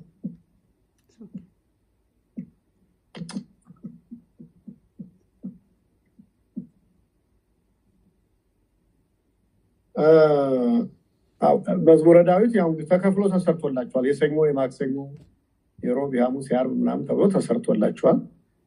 እሱን መጸለይ ነው። ያን ሁሉ ካልቻላችሁ ደግሞ እንደው 10 መዝሙር እንኳን በቀን 10 እንኳን ብትጸልዩ ሙሉ ጸሎት የሚባለው እንግዲህ ነው። አቡነ ዘበሰማያት፣ ውዳሴ ማርያምና መዝሙረ ዳዊት። ከዛ ወዲያ ጊዜ ካለ ነው ሌላው የሚጨመረው።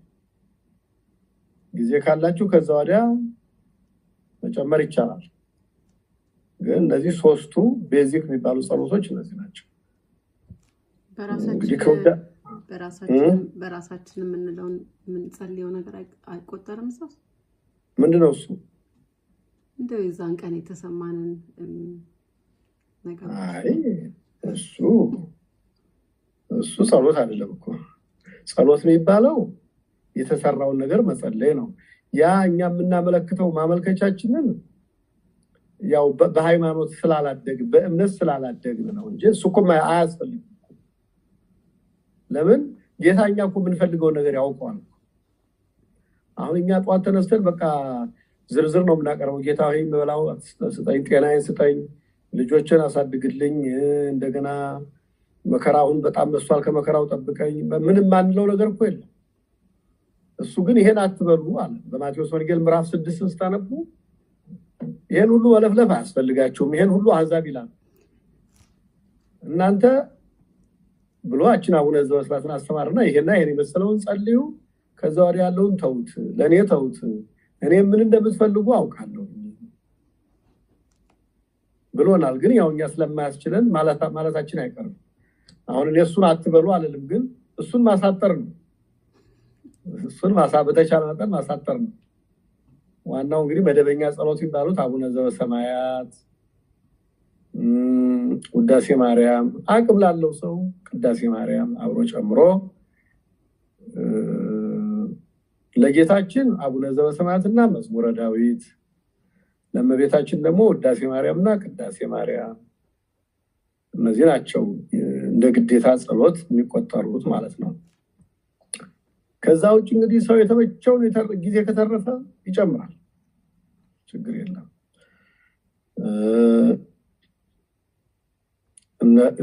ከዛ ውጭ እንግዲህ ሌሎች በእኛ ቤተክርስቲያን በጣም ያልተለመደ ነገር በሌሎች ቤተክርስቲያናት ያለው ጌታ ሆይ እኔን ኃጢአተኛውን ሰው ማረኝ፣ ይህች አጭር ጸሎት በእኛ በአማርኛ እግዚኦ መሐረነ ክርስቶስ የምትባለው ማለት ነው። እኔን ኃጢአተኛውን ማረኝ በሉቃስ ወንጌል ምዕራፍ 18 ላይ የምናገኛት ናት። ይህች አጭር ጸሎት በጣም በጣም ጠቃሚ ጸሎት ነች። ሌሊትም ከእንቅልፋችን ስንነቃ ይሁን እንደው ጠዋትም ስራ እየሰራን ይሁን ጌታ ሆይ እኔን ኃጢአተኛውን ማረኝ፣ በአፋችን መለፍለፍ አያስፈልግም። በሀሳባችን ጌታ ሆይ እኔን ኃጢአተኛውን ማረኝ፣ ወይም ደግሞ በአማርኛችን መለመድነው በግዕዙ እግዚኦ መሐረነ ክርስቶስ ብንል ይሄ በጣም ትልቅ ጸሎት ነው። 1000 ማመልከቻ ከምናቀርበው የበለጠ ነው እና በምን እንዳመጣሁት አላውቅም። ይሄን ለማንኛውም ጥያቄው ምን ነበረ የቀረበው ጥያቄ መጀመሪያ? አዎ መጽሐፍ ቅዱስ እንጸልይ። ህይወት ምን ነበር ያነሳችው ጥያቄ? ህይወት ናት ሳራ ነው።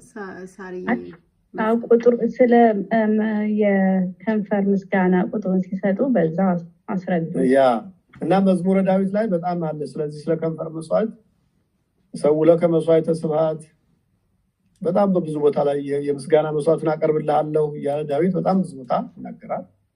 ጌታም ራሱ በመዝሙረ ዳዊት መዝሙር 49 ላይ እኔ ከእናንተ ምን እፈልጋለሁ?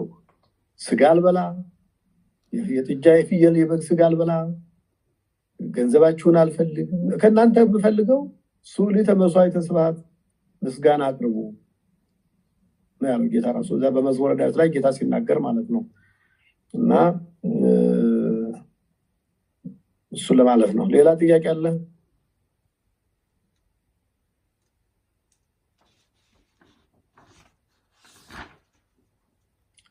ኦኬ፣ ደከማችሁ ይመስላል። ጥሩ፣ ለዛሬ እንግዲህ እዚህ ላይ ቃልና ሳምንት ደግሞ እኔ አንድ ጥያቄ አለችኝ። አባታችን ሂሩት ነኝ። እሺ፣ ይቅርታ። አንድ ጊዜ ከ2 ሴሽን በፊት አንድ ጥያቄ አቅርቤ ነበረ። ንስሐ በጽህፈት ማለት አስፍረን ሀሳባችንን አንዳንዶቻችን ወይም ከልጅነታችን ጀምረን ምንም ተናዘንም ስለማናቅ በጣም ብዙ ነው ጽፈን መስጠት እንችላለን ወይ ብዬ አይ እንደሱ አይሆንም ብለውኝ ነበር። እኔ ስለሌለው ማለት ነው ዝም ብዬ ሰጥቼ መሄድ አልችልም። ያ እንግዲህ ከነምሳሌዋ ነግሬሻለሁ የዛን ጊዜ ከታሪካዊ አመጣጡ ጋራ ማለት ነው። ቅዱስ ባስልዮስ እንዴት እንዳደረገ በታሪክ አጋጣሚ አንድ ጊዜ እንደዛ ተደርጓል። ያቺ ሀብታም ባለጸጋ የሆነች ሴት ባለስልጣንም ባለጸጋ የሆነች ሴት ኃጢአቷን መናገር ስለምትፈራ ስለምታፍር እየጻፈች ትልቅ ኢንሳይክሎፔዲያ የሚያክል ሆኖ በኋላ ያንን ይዛ ሄዳ በዚህ መጽሐፍ ውስጥ ያለው ኃጢአትሽ ይቅር ይባልልሽ በለኝ ስትለው እሺ ይቅር ብዬልሻለሁ ይቅር ይባልልሽ አላት። ሊቀ ጳጳሱ ፓትርያርኩ ማለት ነው። በኋላ ግን ገልጣ ስታያት አንዷ ቀርታለች። ያቺ አንዷ የቀረችው ምን ነበረች? የልጇን ባል ወዳ ልጇን ገላ ባልዋን ወረሰችባት፣ የራሷን የልጇን ባል ማለት ነው። እና ያቺን ጽፋ አስቀምጣለች ሴትዮዋ። እና ያቺ ሳትሰረዝ አገኘቻትና ተመልሳ ሄዳ ጌታዬ አባቴ እንደውም ለመናገርም የምፈራት ለማሰብ የምታስጨንቀኝ አንዷ ቀርታለች ስትለው አይ ይሄንን አይቻለኝም ማለት ወደ ኤፍሬም ወደ ቅዱስ ኤፍሬም ይያላል። ቅዱስ ኤፍሬም ማለት የራሱ የፓትርያርኩ ተማሪው ነው ግን ለትህትና ይያላል። ኤፍሬም ጋር ስትሄድ ደግሞ እንዴ ለፓትርያርኩ የማይቻል ነገር ለኔ እንዴት ይቻለኛል? እሱም ቢሆን ለትህትና ነው እንጂ ለካህን የማይቻል ነገር የለም። ቅድም እንዳላችሁ ካህኑ አይደለም የሚሰራው እግዚአብሔር ስለሆነ ስልጣኑ የክርስቶስ ስለሆነ ማለት ነውና ያ በታሪክ አጋጣሚ ተጽፎ አግኝተናል። መጨረሻ ላይ ሴትዮዋ ተመልሳ ወደ ፓትርያርኩ ስትሄድ ፓትርያርኩ ሞቶ አስከሬኑን ይዘው ሲሄዱ አገኘች። አስከሬኑ ላይ ጣለችው፣ መጽሐፉን ተደመሰሰላት ተብሎ ተጽፏል። እንግዲህ ከዛ ወዲያ እንደዚህ አይነት ነገር በትምህርትም በታሪክም የለም እና ቅድም እንዳልነው ደግሞ የማፈሩን የነፍስን ያችን ቀኖና ስለሚያስቀር መጽሐፉ ጥሩ ነው እንዳይረሳ። እንዳውም ይሄ በጣም ይመከራል። ሰው እየጻፈ እንዲያስቀምጥ ይመከራል። ግን ተጠንቅቃችሁ ነው መጻፍ ያለባችሁ። ያንን ወረቀት ሰው አግኝቶባችሁ ደግሞ ሌላ ጣጣ ውስጥ እንዳትገቡ በተቻለ መጠን አሁን ዘመኑ የተመቸ ነው ወይ እንግዲህ በሶፍትዌር ጽፎ በፓስወርድ በምናምን በ10 ፓስወርድ ቆልፎ ማስቀመጥ ነው እንጂ ካለበለዛ ሰው እጅ ከገባ ችግር ነው እና መጽሐፉ ጥሩ ነው ይመከራል እንዳይረሳ። ግን ያንን ይዞ ካህኑ ዘንድ ቀርቦ እያዩ መናዘዝ ትልቅ ዋጋና ክብር። ቅድም መስዋዕትነት ነው ሰማዕትነት ነው ብለን የለም እንግዲህ እነዛ ሰማዕታት እሳቱን ካልፈሩ ስለቱን ካልፈሩ በሞተር መፈጨት ካልፈሩ እኛ ሰርቅ ያለው ብለን ለመናገር ምን ያሳፍረናል? ያውም ለአንድ ሰው ደግሞ ንጽጽሩ ምንድነው? በኋላ ደግሞ በመላእክት ጉባኤ ፊት ከምናፈር፣ በጻድቃን ጉባኤ ፊት ከምናፈር፣ በእግዚአብሔር ፊት ከምናፈር፣ ግንባራችን ላይ ተጽፎ ከምናፈር አሁን እዚሁ ተገላግሎ ታጥቦ መሄድ ይሻላል። አንዳንዴ ደብሯችሁ አያውቅም? ቆሻሻ ልብስ ለብሳችሁ እንደው ቆሻሻ እንኳን አትለብሱም፣ ግን እንደው በደንብ ያልጸዳ ወይም ደግሞ ሳታዩት የሆነ ስቴን ነገር የሆነ ጠብ ያለበት ነገር ሰው ፊት ስታዩ እንዴት የለብሽ የመጣው ብላችሁ አታፍሩ? ያሳፍራል። ቆሻሻ ልብስ እንኳን ለብሰን ስንሄድ ማለት ነው። ወይም ደግሞ እንደው በአግባቡ ሳንታጠብ ሄደን አንዳንዴ ቸኩለን ወይም ደግሞ የሆነ ለአደጋ በኤመርጀንሲ ምክንያት ወጥተን ሰው ፊት ስንቆም ኮንፊደንስ አይሰማንም አይደል? በደንብ ካልታጠብን ኃጢአት እንግዲህ ከዚህ ሁሉ የበለጠ ነገር ነው እና በእግዚአብሔር ፊት፣ በመላእክት ፊት፣ በቅዱሳን ጻድቃን ፊት እንዴት እንቆማለን? እና እሱን እያሰቡ የክርስቶስን መከራ መስቀል እያሰቡ ቶሎ ታጥቦ እንትን ማለት ነው። ደግሞ አንዴ ከለመድነው ደግሞ በጣም ቀላል ነው። እስኪጀመር ነው እንደሚከብደንና መለማመድ ነው። ሁሉ ነገር ፕራክቲስ ነው፣ ልምምድ ነው። አባታችን አንድ ጥያቄ ያለኝ ምስራቅ ነኝ በዚሁ እንትን ሰብጀክት ላይ እኔም እንደዛ ጽፌ አሳፍሮኝ መናገር እንትን በጣም አሳፈረኝ እና ማንበቡ እንትን ብሎኝ አነቡት ብዬ ሰጠኋቸው ለነፍስ አባቴና አነበውት ያው እዛው እንትን አለኝ። ግን አሁን እንደገና ማለት አለኝ ማለት ነው። ባለሽበት ነው ባለበት ያው እየሰማሽ ነው ወይስ ድምጻቸውን አጥፍተው አነበቡት? አይ እኔ አሁን ወደዛ ልመለስ። እሳቸው ምን መሰለሽ ካህን ማለት አብሶሉት ኦቶሪቲ ያለው ይሄን ልብ ማለት አለባቸው። እሳቸው በጊዜው ሰጥተሻቸው ተቀብለው ይቅር ብለውሻል እና እሱ አልቋል። ወደዛ ተመልሰን እንደገና እንትናለው። ግን ምክንያቱም ቅድም እንዳለው ቢያንስ ቢያነቡልሽ ጥሩ ነው። እንድትሰሚው ነፍስሽ እንድትሰማ እንድታፍር እኮ ቢያንስ እንደዛ ቢደረግ ጥሩ ነው እና እንደምታውቂው ቅድም አሁን የክርስቶስን መከራ ስናይ እንዲህ በመሀል የገባ ነገር የለም። ሲተፋ ምራቁ ፊቱ ላይ ነው ያረፈው፣ ጅራፉ ጀርባው ላይ ነው ያረፈው እንጂ ሌላ እንደው ገንዘብ ልስጥ ወይም እንደዚህ ተብሎ በመሃል የገባ ነገር የለም። ራሱ ነው መከራው የተቀበለውና እኛም ለሰራነው ኃጢአት ራሳችን ያችን ለአጭር ሰዓት 30 ደቂቃ ለማትሞላ ነገር ታግሰን ብንቀበል በጣም ዋጋ አለው፣ ክብር አለውና ያለፈውማ አልፏል። እሳቸው ማይቀር ካሉሽ አለቀ እኮ በቃ አንቺ ታጥበሻል። ከዚህ በኋላ እንደገና ወደ ኋላ መመለስ አያስፈልግም። ሌላ አላችሁ ሐሳብ ጥያቄ?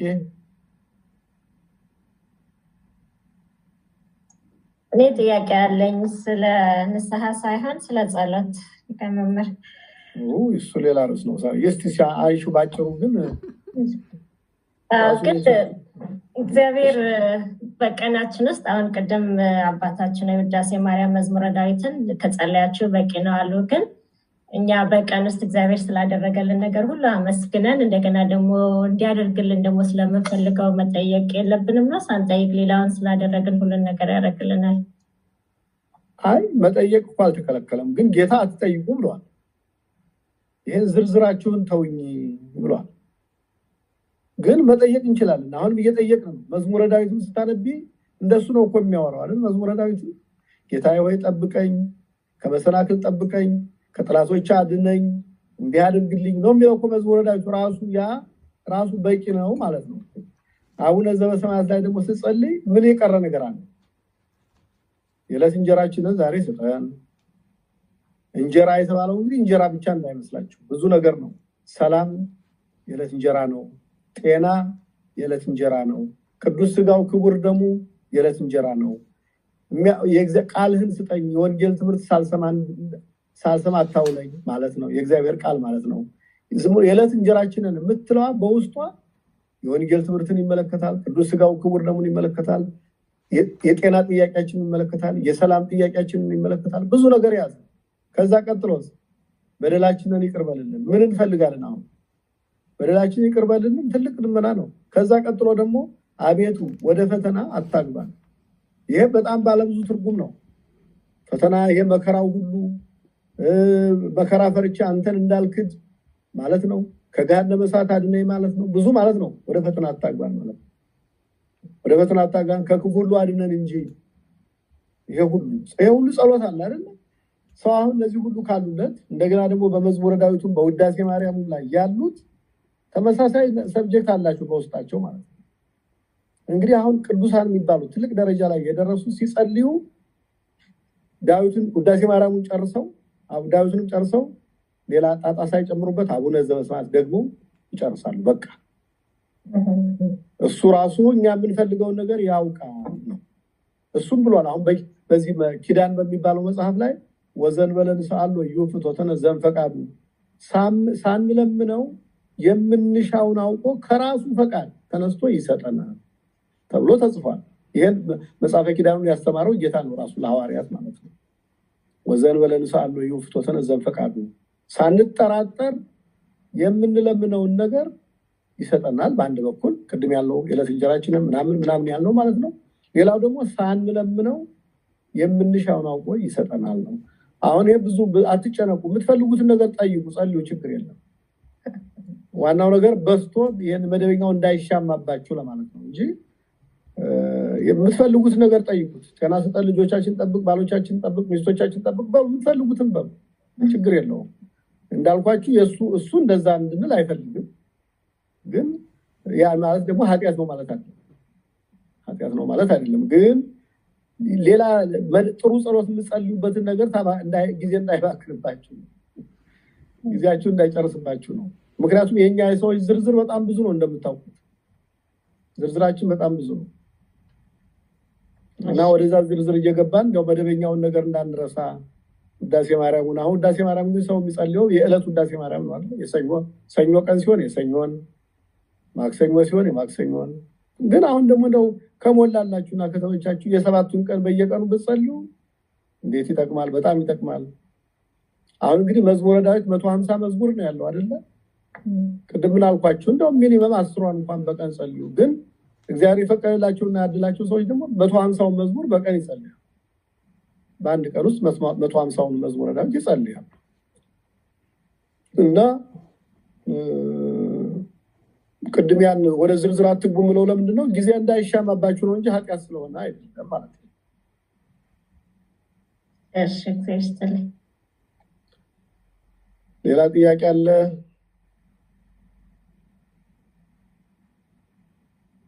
ጥሩ ከሌለ እንግዲህ አባታችን እሺ ጥያቄ አለኝ። እኔ አዲስ ነኝ ለግሩፑ። በሆሳና በኩል ነው የመጣሁት። ኢየሩሳሌም እባላለሁ።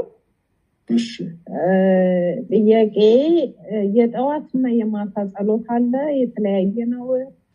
እኔ አሁን ለምሳሌ ጠዋት ነው ውዳሴ ማርያምንም ሌላውንም የምጸልየውና ማታም ጸልያለሁ። ግን አለ ልዩነት አለው ጸሎቱ? የጠዋት የማታ የሚባል ጸሎት አለ? አለ ግን ለምእመናን ስላላስተማርናችሁ አትጨነቁ። ለምእመናን ትምህርቱ ስላልተሰጠ ነው እንጂ የየሰዓቱ ጸሎት የራሱ እንግዲህ ቅድም እንዳልኳችሁ በቀን 7 ጊዜ ነው የሚጸልየው። ጠዋት የነግህ ጸሎት ይባላል። ጠዋት ሲነጋ ጸሎት የሚጸለይበት ምክንያት አንደኛ በሰላም ስለማደራችን ምስጋና ለማቅረብ ነው። ሁለተኛ በዛ በጠዋቱ ሰዓት ጌታ የታሰረበት በካህናቱ አለቃ ፊት ቀርቦ ምርመራ የተደረገበት በጥፊ የተመታበት ሰዓት ነው። ያንን ሰዓት እያስታወስን ጸሎቱ ከዛ ጋር የተያዘ ነው። ለእኔ ስትል በዚህ ሰዓት በሊቀ ካህናቱ አደባባይ ምራቅ ተተፋብህ፣ በጥፊ ተመታህ እያልን የእሱን መከራ እያሰብን እንደገና ደግሞ በሰላም ስለማደራችን እያመሰገንን እንደገና ደግሞ አዲሱን ቀን ባርኮ በሰላም እንዲያውለን እየጠየቅን ጠዋት በነግ እንጸልያለን። ከዛ ቀጥሎ 3 ሰዓት ላይ ይጸልያል። የ3ቱ ሰዓት ደግሞ ያው ጌታ በጲላጦስ አደባባይ የቆመበት ሰዓት ነው። 3 ሰዓት እንግዲህ 3 ሰዓት በኢትዮጵያ አቆጣጠር ነው እየነገርኳቸው ያለሁት። 3 ሰዓት ማለት እዚህ ሀገር እንግዲህ 9 ሰዓት ማለት ነው አይደለ? ስለሱ አንድ ቀን አስተምራቸዋለሁ ምን ያህል የተሳሳተ እና ኦድ የሆነ አቆጣጠር ነው የፈረንጆቹ አቆጣጠር ከስነ ፍጥረት ጋር ምንም ግንኙነት እንደሌለው ማለት ነው። እና አሁን 3 ሰዓት ምናምን ስላችሁ በኢትዮጵያ አንደርስታንድ እንድታረጉ ነው። ትላልቅ ልጆች ስለሆናችሁ እናንተ ነው ወይስ ያስቸግራችኋል ወደ ኢትዮጵያ መመንዘር መቀየር? እሺ እና 3 ሰዓት ላይ እንግዲህ የጌታ መታሰሩን በጲላጦስ አደባባይ መቅረቡን ከዛ ቀጥሎ መገረፉን መጀመሪያ ተመረመረ። ጲላጦስ መረመረው ያው ማለት ሲያጣ ከዛ ተገረፈ። ይሄ ሁሉ ልብሱ ተገፈፈ ምናምን ይሄ ሁሉ 3 ሰዓት ላይ ስለሆነ እሱን መታሰቢያ አድርገን 3 ሰዓት ላይ ይጸልያል። ሁለተኛው ማለት ነው። ለዚህም የራሱ ጸሎት አለው ማለት ነው። ከዛ በኋላ ከቀኑ 6 ሰዓት ሲሆን ደግሞ ያው የተሰቀለበት ነው። ስለዚህ መሰቀሉን መቸንከሩን እያሰብን መራራ ሐሞት መጠጣቱን እያሰብን ልብሱ ላይ ዕጣ መጣጣላቸውን እያሰብን እንጸልያለን ማለት ነው። ከዛ 9 ሰዓት ላይ እንጸልያለን። 9 ሰዓት ማለት ደግሞ ነፍሱ ከስጋው የተለየበት ነው። በጦር የተወጋበት ሰዓት ነው። እንደዛ አስበን እንጸልያለን። ከዛ 11 ሰዓት ላይ እንጸልያለን። 11 ሰዓት ወደ መቃብር የገባበት የተቀበረበት ሰዓት ነው። 11 ሰዓት እንግዲህ 5 PM ማለት ነው እዚህ ሀገር 11 ሰዓት ላይ እሱን አስበን እንጸልያለን። እሱም የራሱ ከዛው ከኢቨንቱ ከሁኔታው ጋር የተገናዘበ ጸሎት አለው። እሱ ይጸልያል። ከዛ በኋላ እንግዲህ ማታ ስንተኛ ማለት ነው። ብዙ ጊዜ እንግዲህ የሰው የመኝታ ሰዓት ይለያያል። ግን 3 ሰዓት ከምሽቱ 3 ሰዓት ወይም ደግሞ በዚህ ሀገር አቆጣጠር 9 ሰዓት PM የምትሉት ጋር ይጸልያል። 3 ሰዓት የምንጸልይበት የዛን ጊዜ ጌታ የቅዱስ ስጋውና ክቡር ደግሞ የስርዓተ ቁርባኑ ምስጢረ ቁርባኑን የሰራበት ሐዋርያትን አስተምሮ ከዛ ወደ ጌቴሴማኒ የሄደበትና የተያዘበት ሰዓት ነው። በጸሎተ ሐሙስ ማታ ማለት ነው። እንግዲህ ከዛ በኋላ ለብዙ ሰው የሚከብደው እንደው የማይቻለው የሚመስለው ሚድናይት በቤተክርስቲያን ትርጓሜ 2 ነው። ወይ ከሌሊቱ 6 ሰዓት ወይ ደግሞ ከሌሊቱ 9 ሰዓት ከሌሊቱ 3 AM ማለት ነው። ወይ 3 AM ወይ ደግሞ 12 AM ላይ መርጦ አንዱን ጸሎት ይደረጋል ማለት ነው። እነዚህ ናቸውና እነዚህ የየራሳቸው ጸሎት አላቸው ከሁኔታው ጋር በዛን ሰዓት ከተፈጸመው ነገር ጋር የተያያዙ ጸሎቶች አሏቸው። አሁን ይሄን ሁሉ ለምእመናን ለማስተማር አስቸጋሪ ስለሆነ አባቶቻችን ግን ምንድነው በቀላሉ ምእመናንም እንዳይጨናነቁ አቡነ ዘበሰማያትና ውዳሴ ማርያም ይመጣቸዋል። ውዳሴ ማርያም ጧትና ማታ፣ መዝሙረ ዳዊት በፈለጋችሁበት ሰዓት ብዙ ስለሆነ መዝሙረ ዳዊት በየሰዓቱ ትንሽ ትንሽ ብትጸልዩበት ስለሚበቃ 150 መዝሙር ስለሆነ በተወሰነው ሰዓት የተወሰነው መዝሙር በተወሰነው ሰዓት የተወሰነው መዝሙር እያረጋችሁ መጸለይ ስለምትችሉ ከመዝሙረ ዳዊቱም ከውዳሴ ማርያምም እያደረጉ መጸለይ ይቻላል። ቀን መጸለይ እድሉ ከገጠማችሁ አቡነ ዘበሰማያት በቂ። አቡነ ዘበሰማያት የሁል ጊዜ ጸሎት ነው። አቡነ ዘበሰማያትና ቅድም እንዳልኳችሁ ደግሞ እግዚኦ መሐረነ ክርስቶስ እነዚህ የሁል ጊዜ ጸሎት ስለሆኑ እንጂ ለየራሳቸው ጸሎት አላቸው። አሁን በግብጽ ቤተክርስቲያን ስትሄዱ በየሰዓቱ በእንግሊዝኛ ታገኙታላችሁ ከፈለጋችሁ። እሱም መጸለዩ ከፈለጋችሁ ያው ከኛ ጋር ተመሳሳይ አግቢያ ነው የሚባለው። ስፔል ግን እንዴት እንደሆነ እርግጠኛ አይደለሁም። ቼክ አድርጉት። አግቢያ ብላችሁ በእንግሊዝኛ አላቸው፣ በአረብኛ አላቸው። የየሰዓቱ ጸሎት አለሳካ በእንግሊዝኛ ማለት ነው። እንትኑ ካላችሁ ጊዜው ካላችሁና ትዕግስቱ ካላችሁ እሱን መጸለይ በእንግሊዝኛ መጸለይ ይቻላል።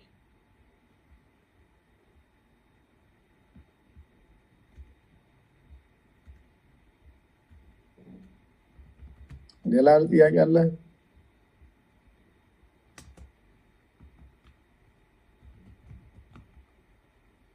ኦኬ ከሌለ እንግዲህ ለዛሬ በቃናል። መጽሐፍ ቅዱስ አንብቡ። ፕሮግራም እያደረጋችሁ መጽሐፍ ቅዱስ አንብቡ።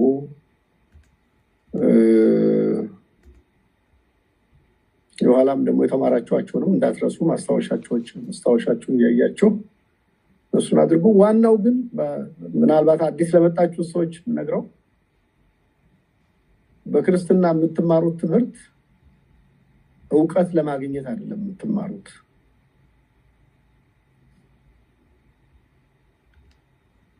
ያ ማለት እውቀት ማወቅ መጥፎ ነው ለማለት አይደለም። ከእውቀትነቱ በላይ ግን ፕራክቲካሊ እንድትኖሩበት።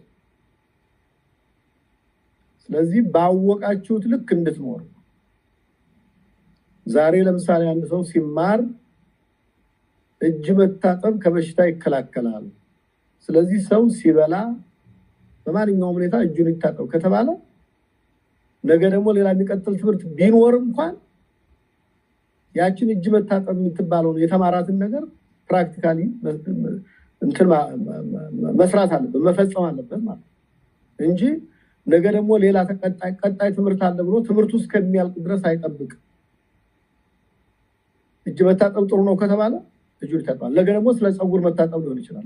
ከነገ ወዲያ ደግሞ ስለ እግር መታጠብ ሊሆን ይችላል የሚማረው እና ባወቃችሁት ልክ በተማራችሁት ልክ በገባችሁት ልክ ለመኖር መሞከር ያስፈልጋል። ትምህርት እስከሚያልቅ ብሎ የሚጠበቅበት ነገር የለም። በመጽሐፍ ቅዱስ ትምህርት ውስጥ የእያንዳንዱ ቀን ትምህርት ራሱ ሙሉ ነው፣ ኮምፕሊት ነው። አሁን ዛሬ የተማርነው ኮምፕሊት ነው። በቃ ንስሐ ለመግባት በቂ ነው። ካህን ጋር መቅረብ ነው፣ የሰሩትን ኃጢአት መናዘዝ ነው። በቃ ሌላ ነገር የለውም። ሌላው ነገር ሁሉ ማብራሪያ ነው። ስለዚህ ሁልጊዜ አደራ የምላችሁ በተለይ ቀደም ብላችሁ ትምህርቱን የጀመራችሁ ሰዎች 5ቱን አዕማደ ምስጢር ተምራችኋል። ስለ ንስሐም 1 2 3 ሴሽን ተምራችኋል። ከዛም በፊት በኢንትሮዳክሽኑ በመግቢያም ሌሎች ነገሮችን አይተናል። ስለዚህ ባወቃችሁትና በገባችሁ ልክ መጠን መኖር መጀመር ያስፈልጋል። ተምረን ስንጨርስ እንጀምራለን የሚባል ነገር የለም። ምክንያቱም ሩጫ ላይ ስለሆነ ያለ ነው ማለት ነው። እሑድ ዕለት ገብታችሁ ተምራችኋል። በቤተክርስቲያን ባስተማርነው ትምህርት ላይ ከቅዳሴ በኋላ አልገባችሁም አይደል? የኛ ሰዎች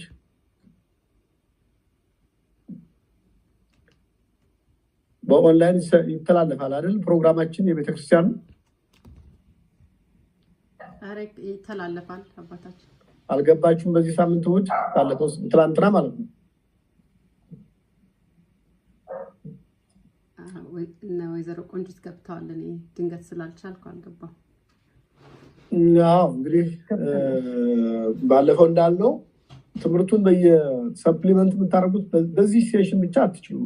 አርብ ጉባኤ አለ፣ እዛ ላይ አስተምራለሁ። እዛ ላይ የምናስተምረው ነገር ይተላለፋል። አሁን የእሑዱን ያነሳሁት ለምንድን ነው? አንድ ነገር አቅርቤ ስለነበር እሱን እናስታውሳችሁ። ምንድነው? ሰው ሲወለድ ዛሬ ምንድነው? አሁን ሜይ 17 የተወለደ ሰው ነገ ሜይ 18 ሲሆን 2 ቀን ይሆነዋል። ሮብ ሜይ 19 ሲሆን 3 ቀን ይሆነዋል። እንዲህ እያለ የዛሬ ዓመት ሜይ ሲደርስ 1 ዓመት ይሆናል። እና ሰው ከተወለደበት ቀን ጀምሮ በስጋው ልብ በሉ፣ በስጋው ወደ ምን እየቀረበ ነው የሚሄደው? ወደ ሞት እየቀረበ ነው የሚሄደው በስጋው። ምክንያቱም ዛሬ 1 ቀን ብለናል እያልን የዛሬ ዓመት 1 ዓመት ይሆናል፣ የዛሬ 2 ዓመት ደግሞ 2 ዓመት እያልን እየቆጠርን ስንሄድ ሰውየው ወደ ሞቱ እየቀረበ ነው በስጋው ማለት። በነፍሱ ደግሞ ክርስትና ከተነሳበት ቀን ጀምሮ ነው ተወለደ የሚባለው በነፍሱ። ሴት ልጅ ከሆነች በ80 ቀኑ፣ ወንድ ልጅ ከሆነ በ40 ቀኑ ክርስትና ከተነሳበት ቀን ጀምሮ እድሜው እየጨመረ ሲሄድ ወዴት እየቀረበ ነው ያለው?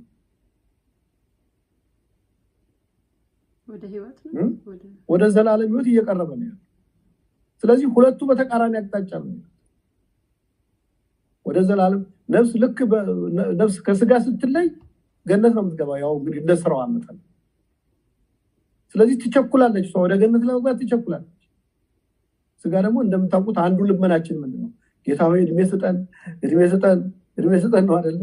ያው ኑሮ ሆኖ ማለት ነው። ያው ጭቅጭቁ ንትርኩ ኑሮ ሆኖ ያው የኃጢአቱ ኑሮ እንደ ኑሮ ተቆጥሮ በቃ እድሜ ስጠን፣ ጨምርልን፣ እድሜያችን አርዝመው ነው ጸሎታችን አንዱ ማለት ነው። ከሌላው ሁሉ ከዝርዝር ማመልከቻው ሁሉ እና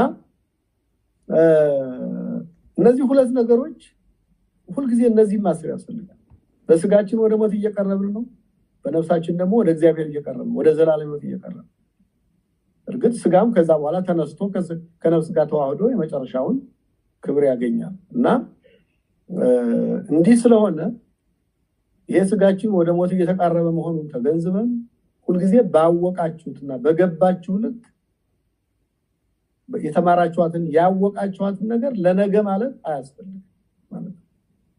ቶሎ እያላችሁ ቁርባን ከሆነ ወደ ቁርባኑ፣ ንስሐ ከሆነ ወደ ንስሐው፣ ሌላም ነገር ከሆነ ወደ ተማራችሁ ወደ አወቃችሁት ነገር ቶሎ መቅረብ ያስፈልጋል። ይደር የሚባል ነገር የለው።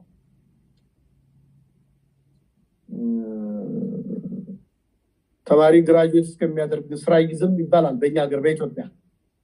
ግን አሜሪካ መጥቻ ያየሁት ምንድነው? ሃይ ስኩል ሆነው ልጆቹ ይሰራሉ፣ የሆነ ነገር ይሰራሉ፣ ትንሽ ነገር ይሰራሉ። ይሄ እየተማሩ መስራት ይቻላል ማለት ነው። ከነሱ ህይወት ከልጆቹ የምንማረው ይሄ ነው። እናንተም እየተማራችሁ ፕራክቲካሊ ኑሮውን መኖር መጀመር ያስፈልጋል ለማለት ነው። ስለነበረን ጊዜ እግዚአብሔር አምላካችን ስም የተመሰገነ ይሁን። በሰማነው ቃል ይባርከን፣ ሰማነውን ቃል በልቦናችን ይጻፍልን፣ እንድንሰራው ደግሞ በቅዱስ መንፈሱ ኃይል ይርዳን። ሌሊቱን ደግሞ የሰላም የምህረት የይቅርታ ሌሊት ያደርግልን። አባታችን ሆይ በሰማያት የምትኖር ስምህ ይቀደስ፣ መንግስትህ ትምጣ፣ ፈቃድህ በሰማይ እንደሆነች እንዲሁም በምድር ትሁን። የዕለት ምግባችንን ዛሬ ስጠን፣ በደላችንን ይቅር በልልን እኛ የበደሉንን ይቅር እንደምንል፣ አቤቱ ወደ ፈተና አታግባን ከክፉ ሁሉ አድነን እንጂ መንግስት ያንተ ናትና ኃይል፣ ክብር፣ ምስጋና ለዘላለሙ አሜን። እመቤታችን ቅድስት ድንግል ማርያም ሆይ በመልአኩ በቅዱስ ገብርኤል ሰላምታ ሰላም እንልሻለን። በሀሳብሽ ድንግል ነሽ፣ በስጋሽም ድንግል ነሽ። የአሸናፊው እግዚአብሔር እናት ሆይ ሰላምታ ላንቺ ይገባሻል። ከሴቶች ሁሉ ተለይተሽ አንቺ የተባረክሽ ነሽ፣ የማኅፀንሽ ፍሬ ኢየሱስ ክርስቶስ ብሩክ አምላክ ነው። ጸጋን የተመላሽ ደስተኛ ሆይ ደስ ይበልሽ፣ ልዑል እግዚአብሔር ከአንቺ ጋር ነውና ከተወደደው ልጅሽ ከጌታችን ከመድኃኒታችን ከኢየሱስ ክርስቶስ ዘንድ ይቅርታና ምሕረትን ለምኝልን አማልጅን ኃጢአታችንን ያስተሰርይልን ዘንድ ለዘላለም አሜን። ሰላም ከሁላችሁ ጋር ይሁን። ደህና እደሩ። ቃላዊት ያሰማልን። ቃልዮት ያሰማልን።